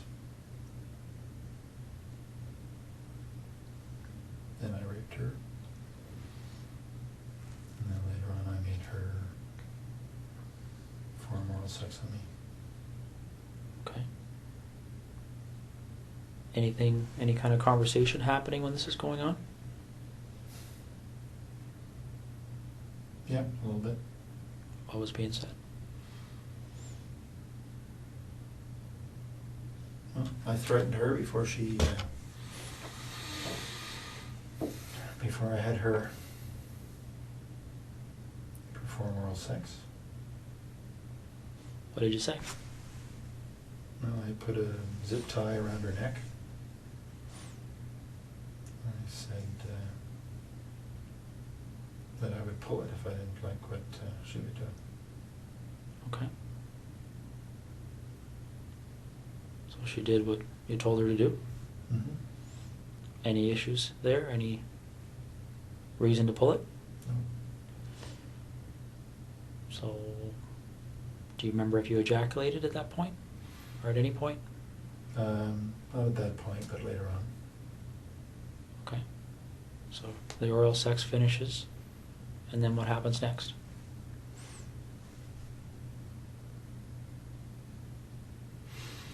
Well, I continued to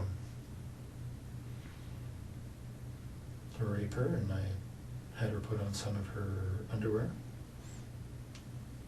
Took some pictures, lots of pictures. And then got her dressed, walked back to the truck. Okay. At what point did you decide that she was going to leave with you?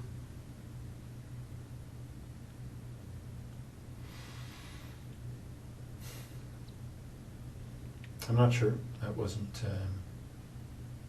necessarily always the plan. But at some point, I was there for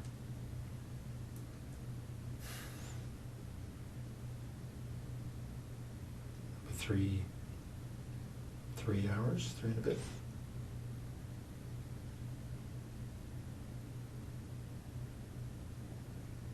Okay. Do you remember the conversation about leaving? Was there any... Did she say anything about that, or what was she saying to you? She was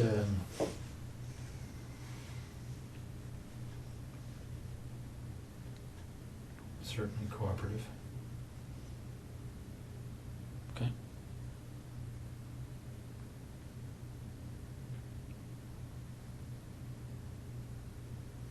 Cooperative can mean a number of different things. Was she excited about leaving with you? I mean, I don't want to be sarcastic, but No, she just didn't put up too much of a fuss. did she try and negotiate with you at all, or No. what did she say? Well, I told her that I would let her go later on. Okay.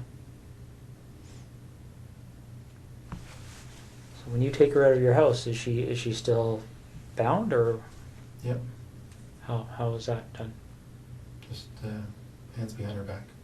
Okay. What about her feet? Anything there? No, she was walking freely. Okay. Barefoot, or No, she had those brown suede shoes on that had been reported. okay. So where does she sit in your truck when you get to the truck? Front seat, passenger side. Okay. And where do you go? Straight to Tweed. Straight to your house in Tweed, or straight Yeah. to just the town? Straight to the house. No stops anywhere? No. Okay. What time, do you remember what time you arrived there?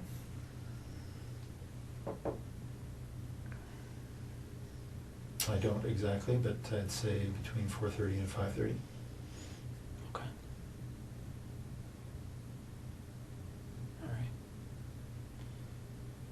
When you were first there before she came home, do you remember, did anybody come to the door at all when you were in the house? Okay.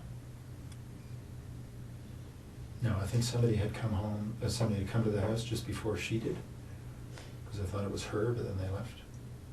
I was outside at the time. Did you see who that person was, or what kind of vehicle they were in, or anything? No. Saw the lights, I assumed it was her, and then all of a sudden they left, so I don't know what happened. Okay. Where were you when that first vehicle pulled up? In the back here. Okay. So you didn't have a view of the vehicle, you could just tell that there was a vehicle there, is that fair? Okay. So you get home, what, 4:35 you say? Hmm. Okay. And then what happens?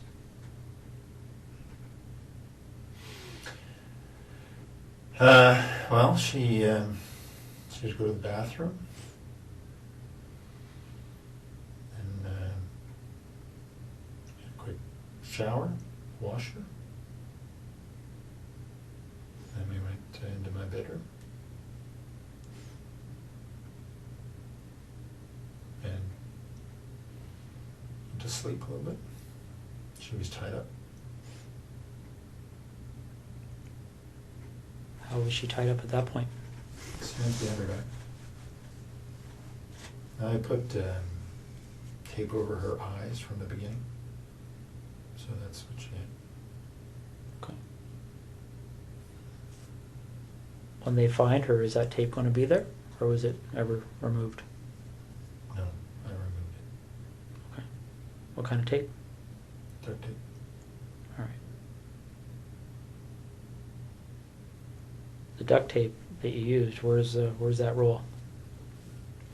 It's all gone. I used the rest of it to bind her body.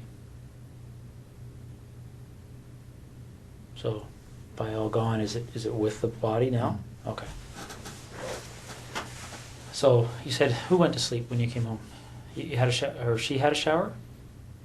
Well, we both got in. I washed her off after she'd been to the bathroom. We both went to sleep. But she was tied up and I tied the rope. So I could fall asleep a little bit and she could move without waking me up. Okay, I'm trying to picture how that would be. So the rope's tied to what on her? Just tied her hands behind her back. Okay. And then the rope just wrapped around me a couple of times, so there was no slack. okay. Do you remember how long you slept for? Not long, maybe a couple hours. Do you know if she slept? I don't know. Okay. So you wake up and And it wasn't, we were up and down. So it wasn't 2 hours straight, it was 2 hours in bed, but there wasn't much sleep, just lying there probably. so you get up from that, and what happens next?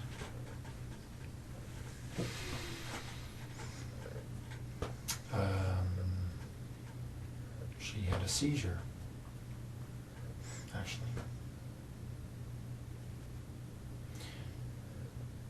She felt it coming on, and because she'd had some before. Lasted quite a while. Got her dressed into the family room,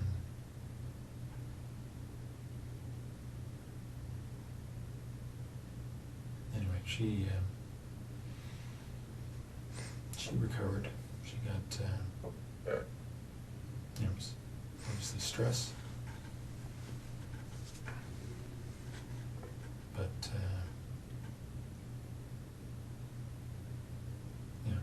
probably went on for about 15 minutes.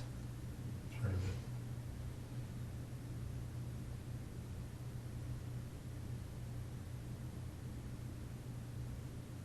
So, Yeah. how do you know she had them before? She told me. Did she tell you why she gets them? Well, she suggested it was stress. Yeah, so she felt herself start to tense up and said she thought she was going to have a seizure.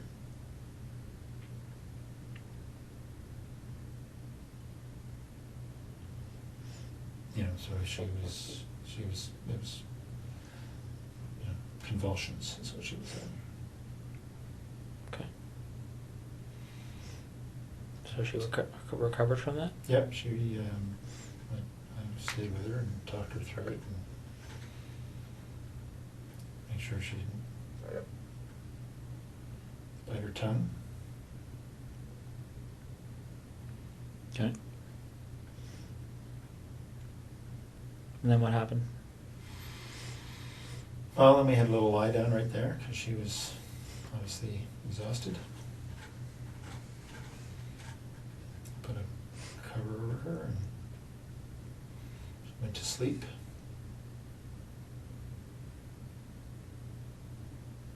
Wait for an hour or so.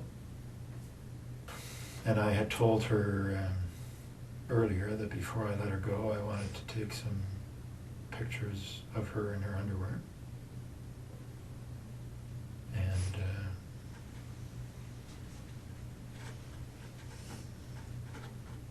sex with her.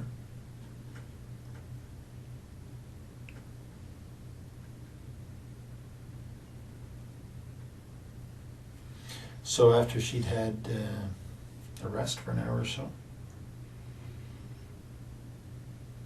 I had her put on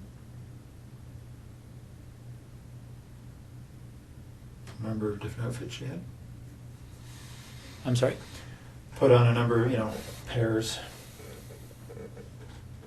panties, bra that she had. That Okay. I'd taken from the house. So she put those on and I took pictures. Okay. Are you in any of these pictures?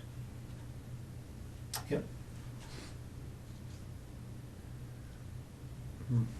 What kind of images are you in?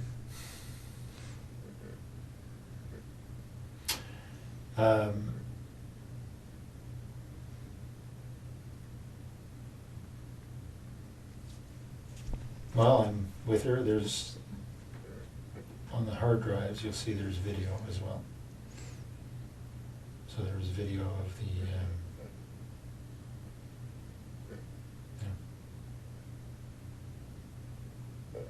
Almost 4 hours, I guess. Of what?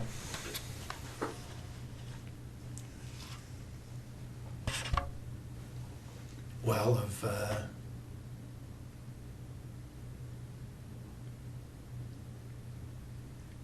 initially at her place of raping her, and then so I was running the video and then taking still pictures. So the video pretty much covers everything. Did you use video at other places? At many Frances as well. And is that video on the hard drives? Yep. Same type of activity? Yep. Well, I didn't have her put on any stuff. Okay. So Jessica poses for these pictures and there's videos and then what happens?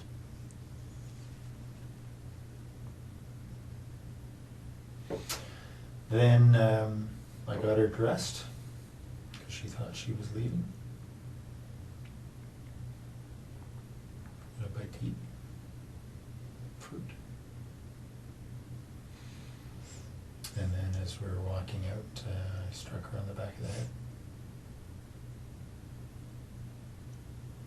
Okay. When did you decide to do that?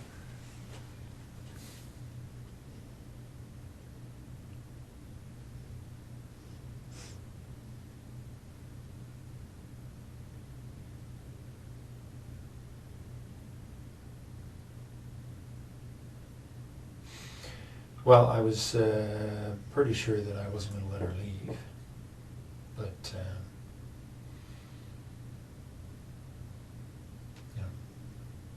the idea of striking her on the head was developed in the afternoon.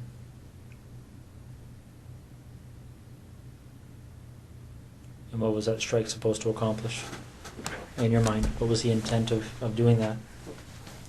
Well, I thought I would be able to knock her out, and then I was going to strangle her. Okay. So when you actually do strike her, what's the result? Her skull gave way a little bit. Felt like, and there was a lot of blood, so I think that's what happened. She was immediately unconscious.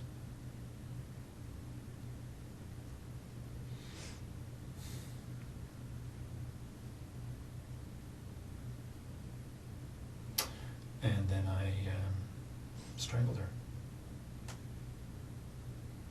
How'd you strangle her? The same rope. Just put her on her neck Okay. while she was unconscious.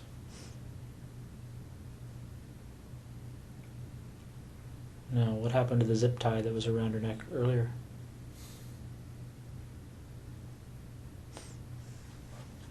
I took it off.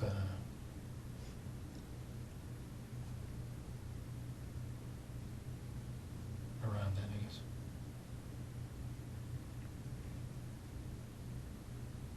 Did you take it off before you put the rope around her neck, or after, or do you remember? After she was dead.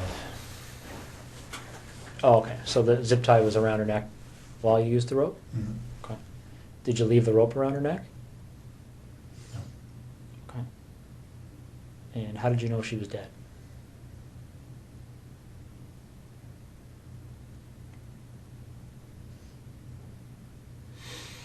She,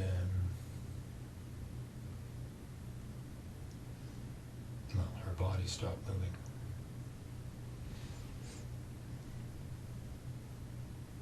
Okay. So what did you do after that? I bound her up to there's her fetal position.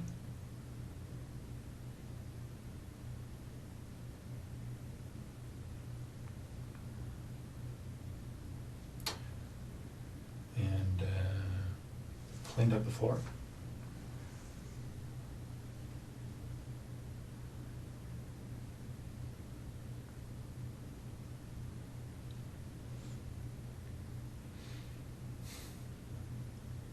No, you say you bound her up. Are you referring to the duct tape that you talked about earlier? Yeah. Okay. So then what did you do?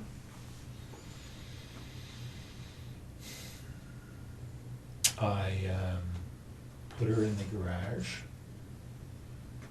It was very cold.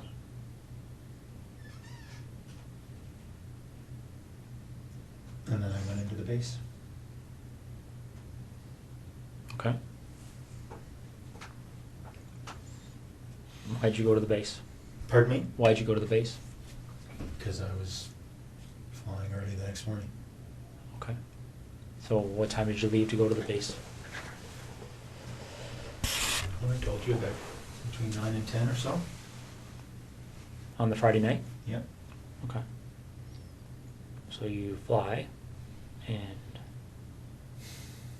Then I drove home to Ottawa. so which night would you? Saturday night. So you land, and what time are you landing? 6:30. Okay. Saturday night. Did you go by the house in Tweed on your way to Ottawa? Or? No. So you drove straight home to Yeah. Ottawa? What time did you get there at? Do you remember? Sometime before midnight. I can't quite remember, but I think I went into the office first, did some work. So I think I got home to Ottawa just before midnight, something like that. I think. Not sure.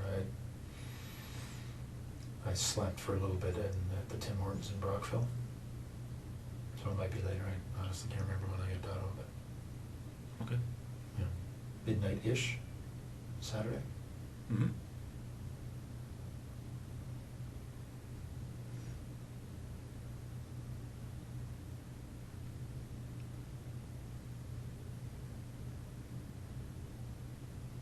So you get home, you're in Ottawa, what do? Go to bed or Yeah. stay up? Okay.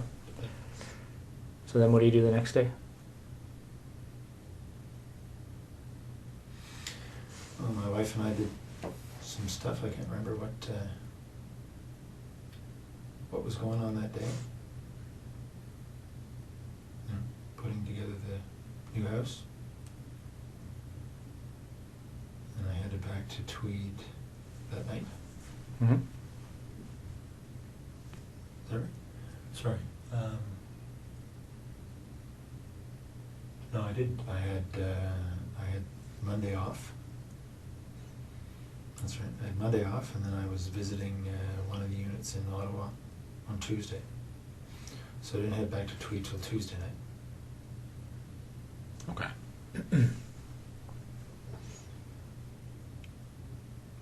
So you get back to Tweed, and what happens next? I took Jessica's body to that spot. Okay. That happened on Tuesday night? Just this past Tuesday, obviously. Okay. Do you remember what time that was? It was pretty late. It was midnight-ish. I'd say between midnight and 1 on Wednesday morning. Okay. What made you decide to measure that distance, that 0.7 kilometers? That's just the way I am. Numbers. I have to know the numbers. Okay. And how did you leave her? I just left her tucked behind a fairly large rock. Okay. Is that duct tape still on her? Mm-hmm. And what else is on her? A couple of towels wrapped around her head, and the top and pants. She was wearing jeans. Okay. Did you ever go back there? No. Right.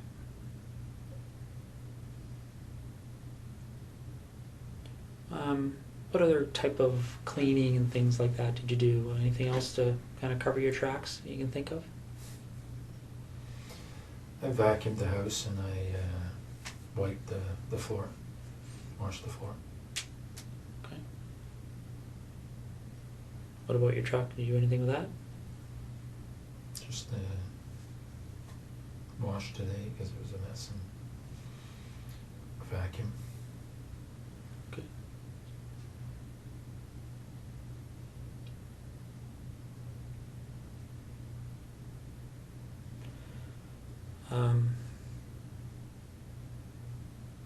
So Marie France, when did it first occur to you to go to her house?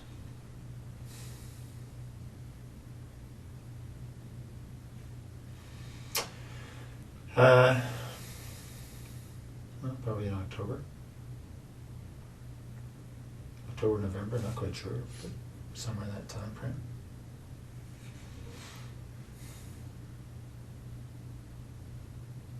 And do you remember why you thought to do that?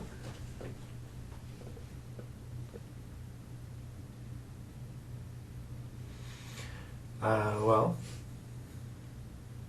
she had said she lived alone the one time I met her. Mm-hmm.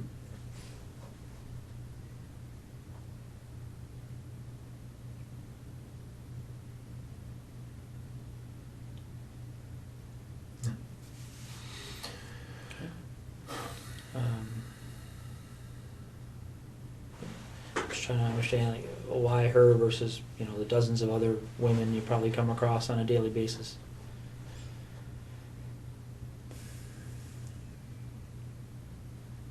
I don't know.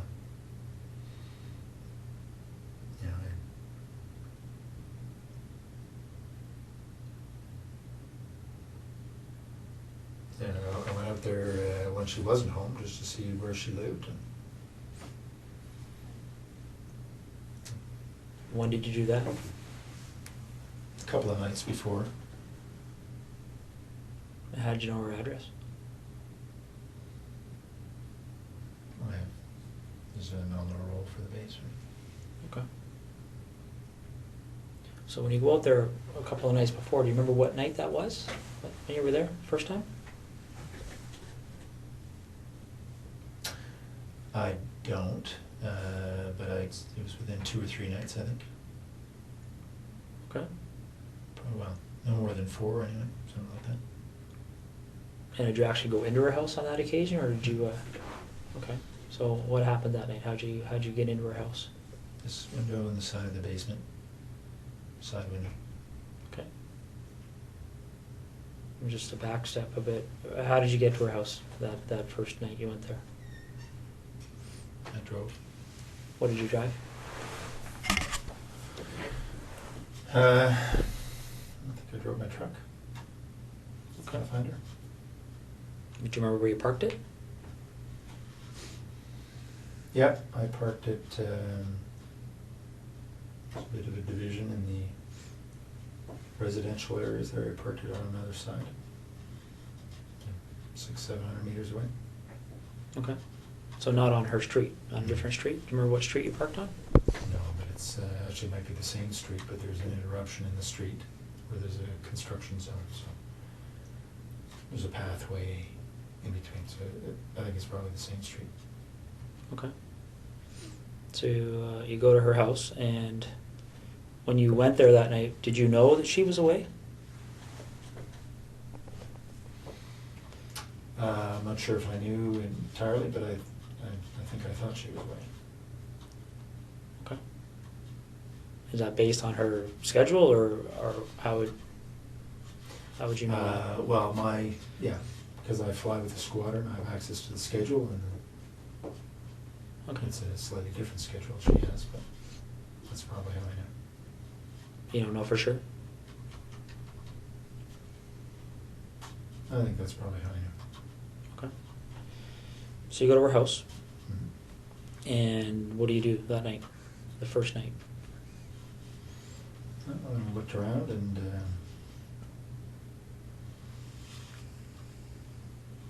make sure that she was living there alone.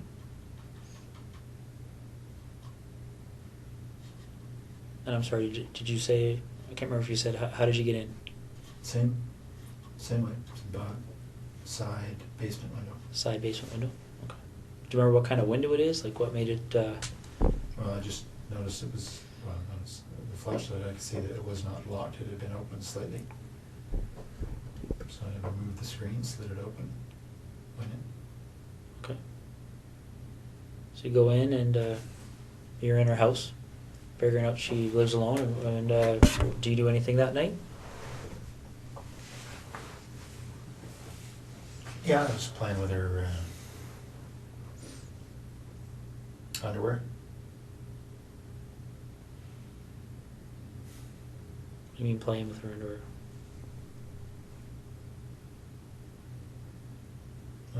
Wearing it. Okay. Doing anything else?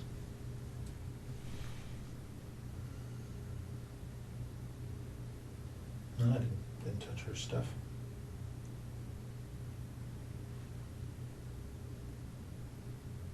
What do you mean you didn't touch her stuff? I mean, you touched her underwear, but... Yeah. So- But nothing else. Okay. Did you take any of the underwear with you that night? Yeah, a few pieces. And where did you find the underwear when you went in? In her drawer. Was it clean? Was it used? Or, Clean. um, anything else you can remember doing that evening that you... No. All right.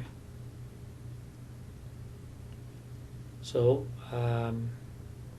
after that first visit, did you return again before meeting up with her? No. Okay. So, which day did you go to her house when she was there?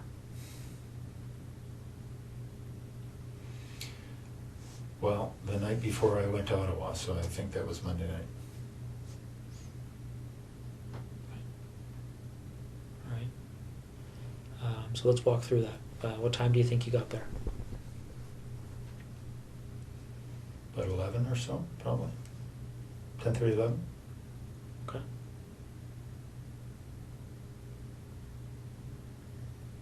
Yep, so she was on the phone in her room. I could hear that from the backyard. I got in through the side window. The same basement window? Mm-hmm. How could you hear from the backyard? What was... Just hear her on the phone.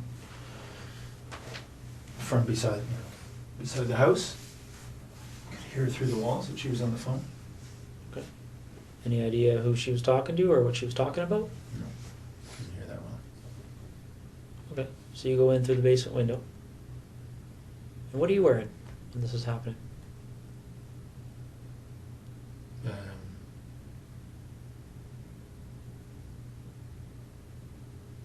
Sweatshirt and Dockers, I guess. pieces on my head. Okay. And where are those 2 pieces now? Pieces that you wore on the head? They're probably in my bag, in my luggage bag in Edison, in the bedroom. What does your luggage bag look like? It's a blue duffel bag type thing. It's right beside the bed. Okay. Is it the only blue duffel bag in your bedroom? Mm-hmm. And these pieces, what do they look like again? It's a blue headband. Okay. Standard blue, winter headband. And black skull cap type thing. Okay. Any insignias or anything on them? Yeah, there are, but I don't know what they are. The blue headband has something stitched, a name of some sort stitched on it. And the skull cap has some sort of emblem, white emblem on the black. Don't know what it is. Are they like sports emblems or company emblems or? It's the manufacturer's. Okay. Anything else in that blue duffel bag? I don't think so.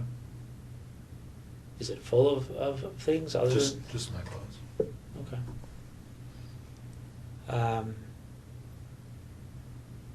So you go in, do you remember what you had on your feet? In the house there? When you went to Marie France's house? Probably running shoes. There wasn't snow on the ground. So you go in and you're in the basement. And whereabouts in the basement are you? By the furnace. Okay. And what are you doing? What's your sort of plan at that point? I was waiting for her to go to bed. Okay. And how long did that take? Well, she didn't. Because then she came down looking for the cat. All right. And what happens next? Well, as I described, I subdued her. Gave her the flashlight. But essentially, wrestled her to the ground and tied her up.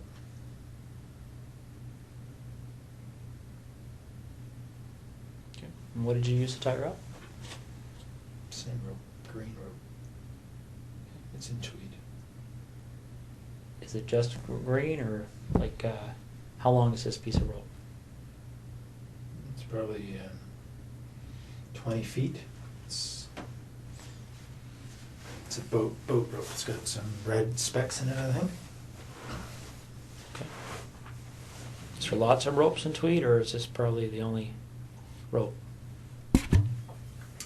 No, this there are two lengths. 2 lengths of the same green rope? And were they both used?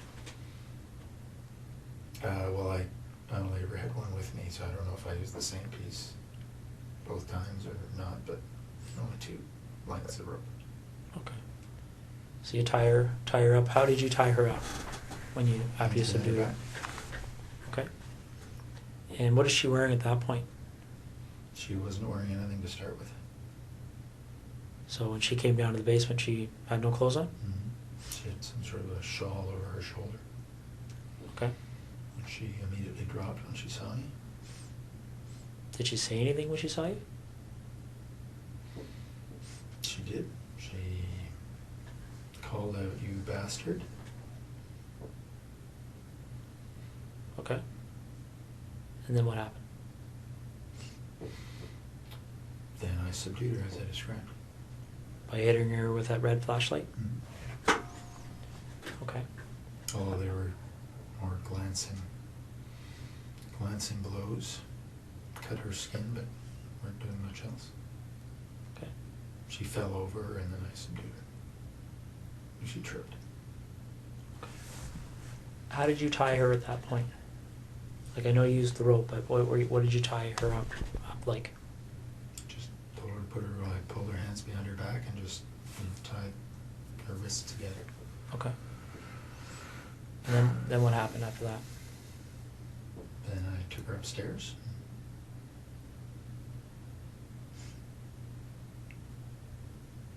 Did she go upstairs under her own power, or did you carry her? No, she passed out on the stairs, and then I carried her up. Why do you think she passed out? I expect from the hits to her head. So you carried her up to where? To her bedroom, put her on the bed. Okay. And then what happened?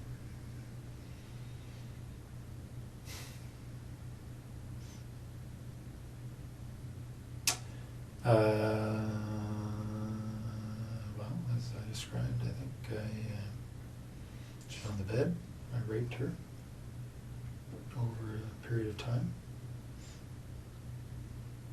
Okay. And again, just to be specific, what sex acts took place? Just vaginal. Your penis in her vagina? Yeah. Any condom used? No. Did you ejaculate? No. Did you ejaculate at any point with her? No. Okay.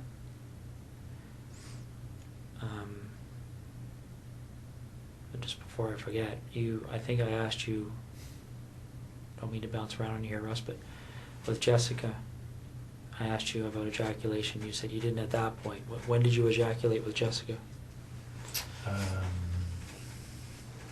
The second time or third time that I had her perform oral sex.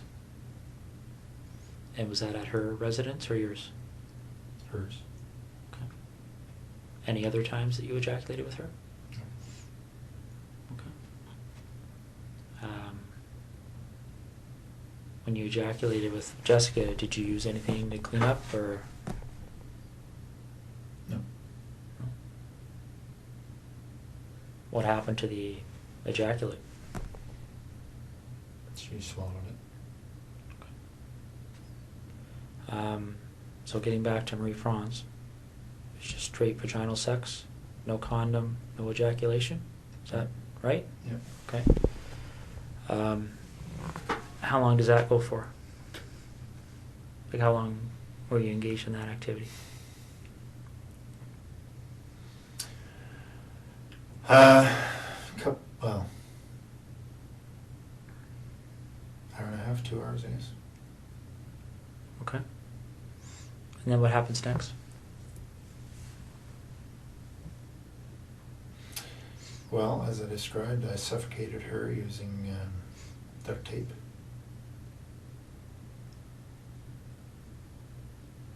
Why did you decide to do that?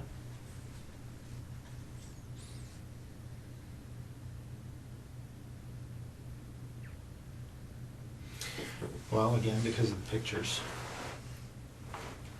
As I described to you, it would have, it was going to be a pretty straight line back to Tweed. Okay. But why did you decide to use that method versus something else?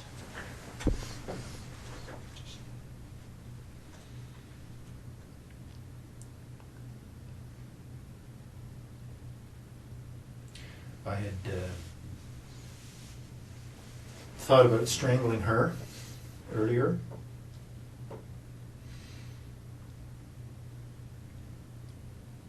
That's on the video. What is? My, well, it was a short-lived attempt because she struggled quite a bit. And then I decided that I needed to suffocate her. So it was a short-lived attempt at strangling her?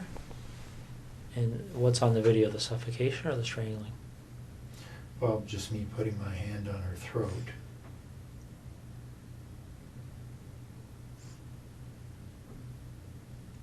And then her responding. Yeah. No surprise, very aggressively. Okay. Any videos of the suffocation part or pictures of that? Now you mentioned that you brought the rope with you. Where did the duct tape come from? I brought it.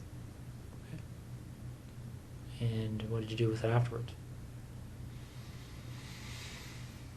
I think it stayed in tweed. What color of duct tape are we talking about? I know it comes in a variety of colors, but Gray. gray.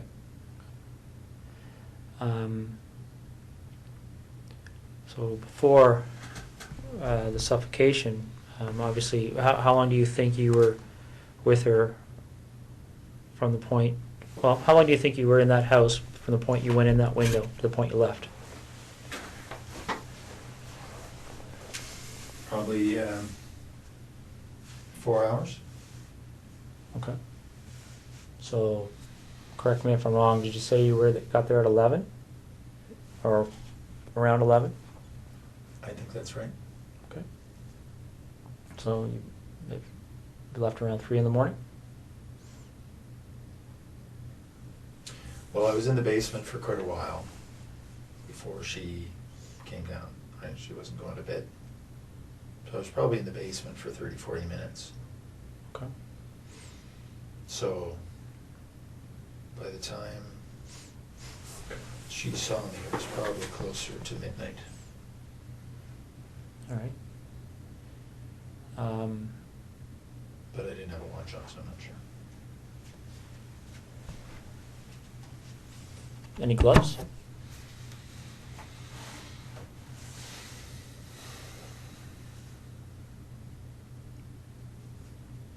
I don't think so. Did you wear gloves with Jessica? Only to get in the house. It was a very cold night. And what about the two women in tweed? No gloves. So while you're with Marie Franz, what kind of conversations are taking place? Anything she said to you stick out in your mind?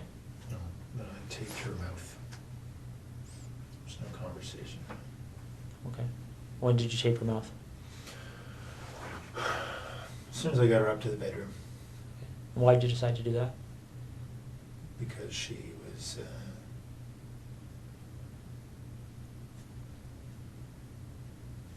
quite aggressive. In what way? I was confident she would have screamed given the chance. What way But was she did initially, Did she? Okay. in the basement. So in what way was she aggressive? Well, just in, when she discovered me, she was very vocal, screamed quite a bit, until I'd subdued her, so I expected she would scream again, given the chance. Okay. Do you remember how you left her residence? Back door. Patio door. Okay. Did you take anything with you that night? Some of her underwear. Anything else? No. All right. Did you do anything else to try and cover your tracks with Marie Franz?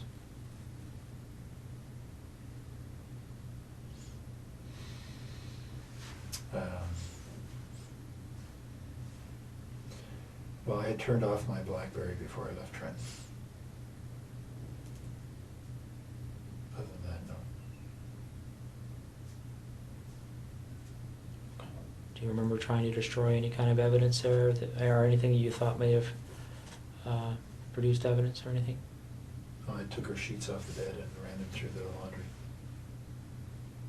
Okay. Like the laundry where? In her house.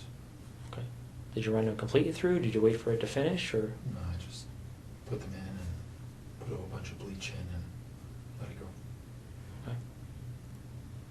So the night you went to her house and got there at 11. You came from where? Like you said, you left Trenton. You Yeah. turned off your BlackBerry. You talking about the base, or are you talking about where did you leave to go to her house? Well, no, I just turned off my BlackBerry before I left the Trenton area. I would have left from the base after work. All right. When did you what time do you think you turned your BlackBerry off? Well, it's only a half-hour drive to Brighton, so you know, probably in the 9:30 range. Do you remember what time you would have turned it back on? And I was back on the 401 heading to Ottawa the next morning. What time would that have been? So 6 plus or minus 30 minutes. Okay. So you leave her house 3-ish. No, I think it was later than that. So the 4 hours obviously was.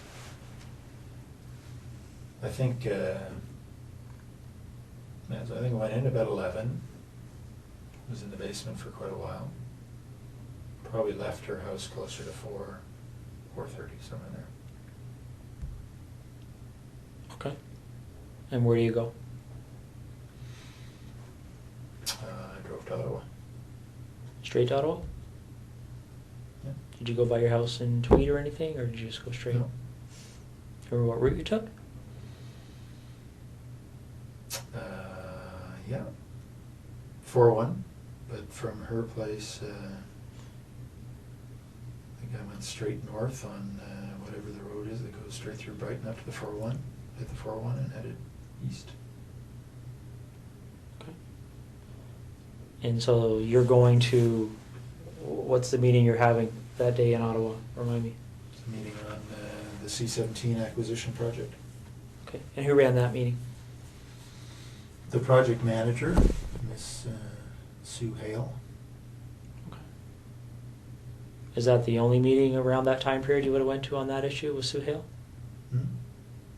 There wasn't like a weekly meeting or anything like that? Okay. No, this is sort of a quarterly. All right. So the night this happened, where did you park that night? As I said, across the gravel little roadway, it's probably the same road. Okay. Similar location to the first night? Yep. All right. Same vehicle? Yeah, truck. Okay. All right. Okay, let's talk about seeing as we're going backwards in time here, why don't we talk about the second incident in Tweed? With Laurie Massacotti. One that's at 76 Cozy Cove.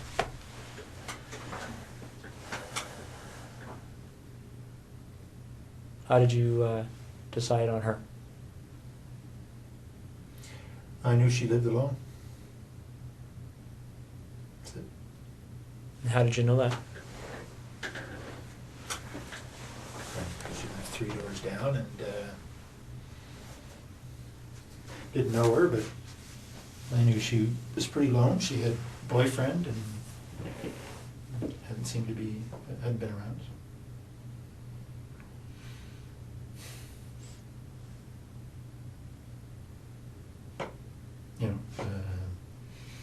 Looked in the window and she was alone.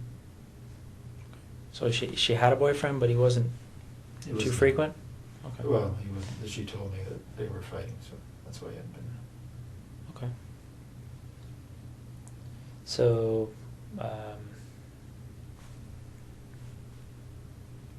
did you look in her house before the night that this incident happened, or when did you do that? I had been in within the week.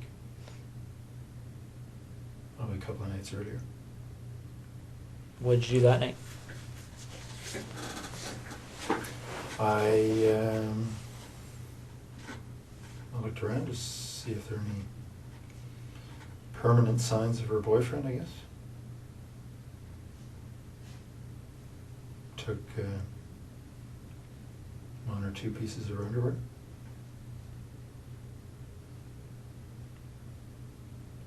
That's all. Okay. So the night you go there, when the incident happens, do you remember what time that was? It was pretty late. I probably got into the house around midnight. She was asleep on the couch. Well, I didn't know that, but I knew she was in there. And how'd you get in, sorry? Window in the back of the house. There's a little sunroom. Was it just something you had to slide, or how did you I had get to that? remove the screen and slide it up. Okay. So I got into the house and she was asleep in front of the TV.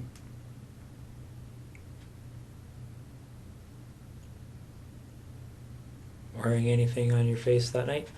Yeah, same things. Okay. The headband and the cap? Okay. What kind of clothes did you have on? Just dark sweatshirt or pants. All right. So she's asleep on the couch, you're in there, and then what happens? We have been through this, eh? I know. I struck her with the flashlight, thinking it would knock her out. It didn't. We struggled. I subdued her. Took some pictures.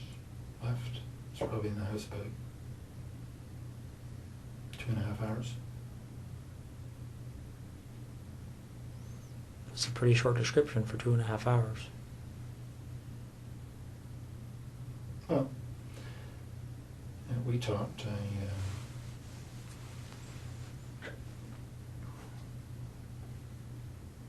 told her I wasn't going to hurt her.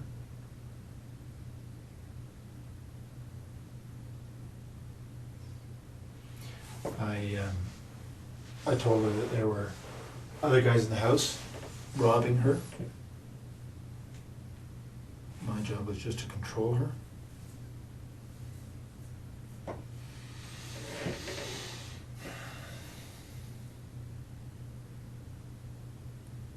What did she say to that? She was scared. Worried she was going to be seriously hurt. Did she say that, or did you just assume that? No, she said that. She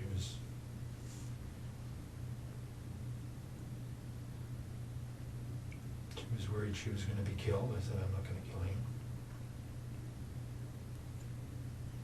What did you do with, you said you took pictures of her, clothed, unclothed? Both. Clothed initially and then unclothed. Are you in any of those pictures? I don't think so. You just took them of her? What kind of camera are you using, by the way? It's a digital Sony. You just have the one camera? Yeah. And the video camera. Also, they're two separate? Yeah. Some cameras take video, right? And where is the camera and the video camera? In Tweed. Is it the only camera and video camera in that house? Yep. Okay. All right. So you take pictures of her, and how do you end up leaving? Like you, I just told her to, I don't know, count or wait for a number of minutes before she called the police. okay. And did you leave immediately, or did you stay there for a while, Oh, no, I left. see what she was going to do, or?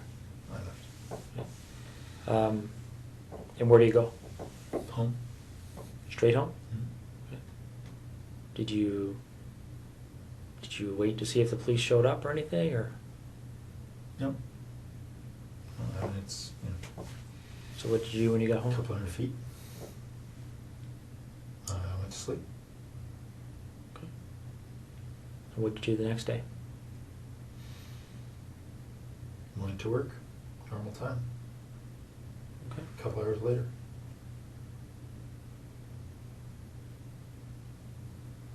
All right. Do you remember how her clothing was removed?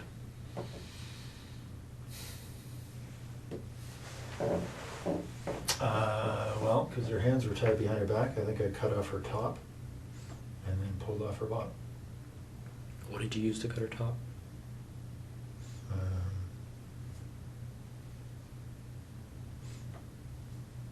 I can't remember if it was a knife or like a folding X-Acto knife or Leatherman or one of the two. Are these items that are in your house in Tweed? Yep. Okay. Was there ever any other time you used a knife to cut off clothing or anything else? Do you remember? I cut off Jessica's top with a knife, so her hands were tied behind her back. That's all. Okay. Where's that knife? Which knife did you use that time? That was the Leatherman. That was leather? Tweed. Is it the only Leatherman in Tweed? Mm-hmm. Okay. So on the 16th of September, when you went in that night, was that the first time you'd been in her house? Yep. Okay. And why her? Just because I'd seen her and she was cute. That's it. Okay. So there was no, you didn't go into her house before that night? No. All right. So you go in, and how'd you get into her house? Side window. The was not locked. Cut the screen, slid the window, crawled in. Okay. And what you wearing? Same. Sweatshirt, dark pants. The same hat and. Mm-hmm. Okay. And where do you find? In bed, asleep. Okay. And what do you do? Stood over her for a while and I hit her on the left side of her head just with my hand. Just woke her up. We struggled.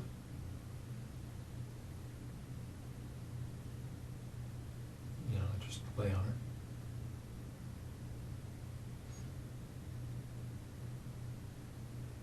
And very much like I described a little bit ago, took off her, pulled her top down, and took off her pants, took some pictures, left. Do you remember her saying anything to you? Yes. What did she say to you? All kinds of things. You know, she had a young baby just next door, the other room, 8 months or so. Was obviously concerned about the baby. Concerned for herself. I assured her I was not going to hurt her. Physically, anyway.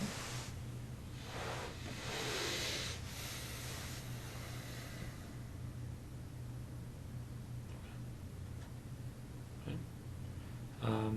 Any underwear taken from or Lori? Yep, both. And where would they be located? In Tweed.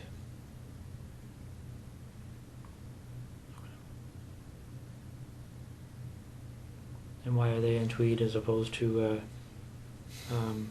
Marie Franz and Jessica's underwear?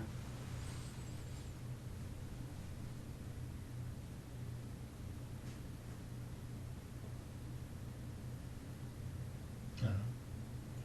Do you remember how much of their underwear you took?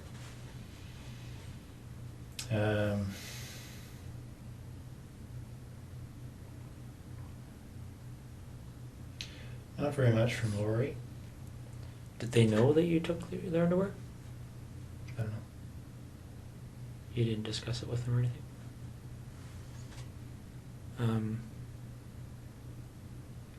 So where in Tweed would their underwear be?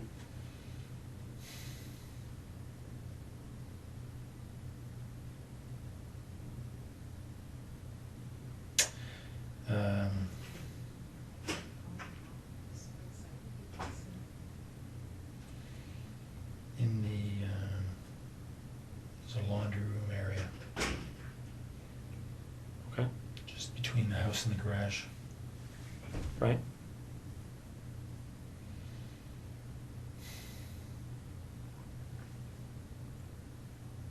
So where in that laundry room area would they be kept? There's a cupboard up top. They're in a duffel bag. What's the duffel bag look like? It's a green army duffel bag. Are they all in the same duffel bag? Is there anything else in that duffel bag? Just underwear. Okay.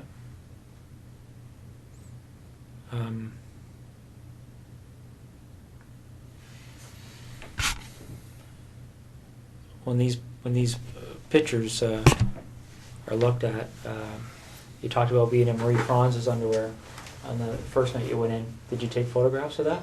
Yep. What about anybody else's underwear? Yep. Photos. Of you in their underwear? Mm-hmm. And where were those photos taken?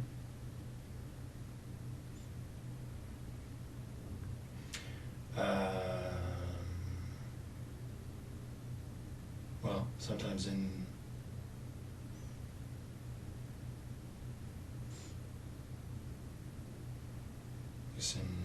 Marie France's case, in her house. The others in my house. In Tweed? Mm-hmm.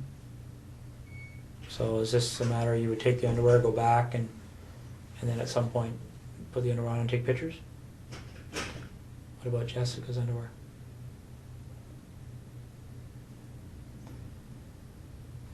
She's only her, right? So you don't have pictures of you and her underwear? No.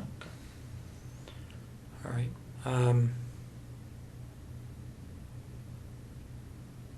Okay.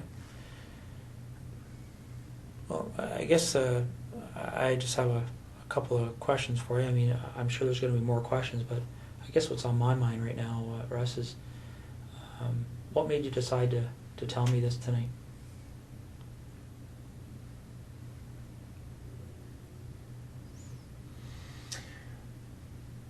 Mostly to make my wife's life easier.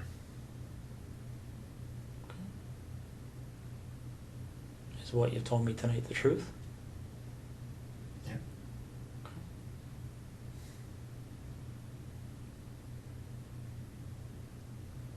How do you feel about what you've done? Like what?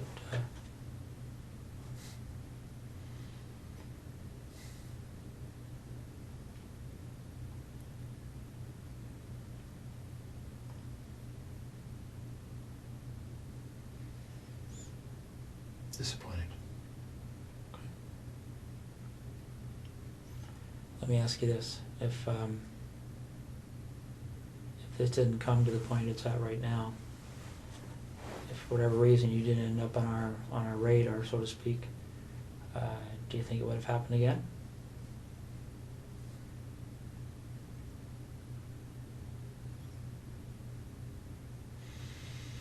I was hoping not, but I can't answer the question.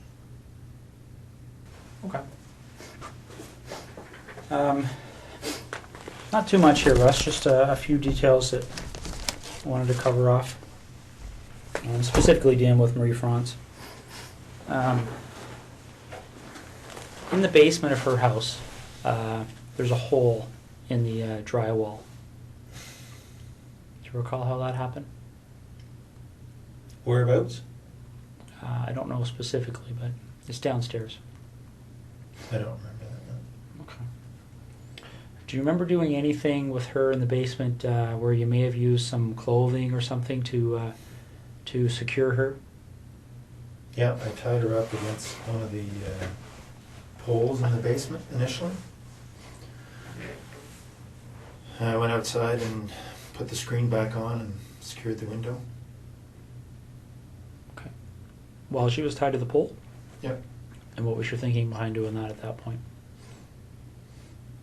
Just to cover up how I'd come in. Okay. Now, by the time she's tied to that pole, is that in the very initial few minutes kind of thing of the confrontation, or? That was shortly after I'd subdued her and tied her up, yes. Okay. Does she have the duct tape on her mouth yet?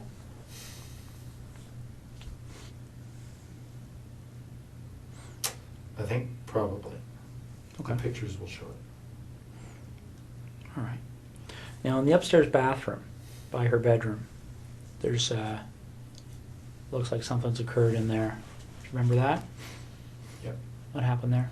She had passed out on the bed, and I had gone to look out the front window, see if anybody was coming. And she got up and closed the bedroom door and raced into the bathroom trying to get somebody's attention. But her mouth was taped and her hands were tied. Okay. What did you do as a result of that? Well, I just got in and subdued her again and got her back into the bedroom. Didn't do anything, just regained control of her. Okay. If I remember correctly, there's a bit of blood in there. Do you know where that blood would have, how that would have occurred? All the blood was from the initial hits as I was trying to subdue her. Okay. Her skin breaking with the blows to her head. Okay. Do you recall blood being in the bathroom? No, actually, I didn't have the light on in there, but it doesn't surprise me. Okay. There's a pair of underwear and some socks on the floor of that bathroom that belonged to her. Do you remember how they got there? I Do you remember seeing didn't them? see them. Okay. What do you recall doing to her breasts? It's pretty clear that there was something happened to her breasts. Do you remember what that might have been? No, I certainly touched her breasts. I didn't do anything to hurt them. I remember that. No. Okay. All right. Well, Russ. Now, when I suffocated her, she was on her front, so may have been something there. But What do you mean? well, she was lying on the floor in the bedroom as I suffocated her, and obviously struggled. May have been in there that something happened, but I didn't do anything specific to her breasts. Okay. So when you suffocated her, that's when you had the duct tape over her mouth and nose, Mhm. and that's on the floor. Yep. And then what happens after that? Well, she died, and I then took the duct tape off her head and put her on the bed and covered her up with duvet. Okay. And what was your thinking behind doing that?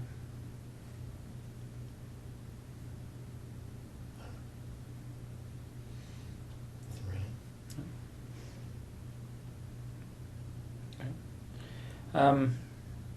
As you might expect here, Russ, certainly even now, one of the Ottawa investigators mentioned to me that there's a number of incidents that have gone unsolved over the years.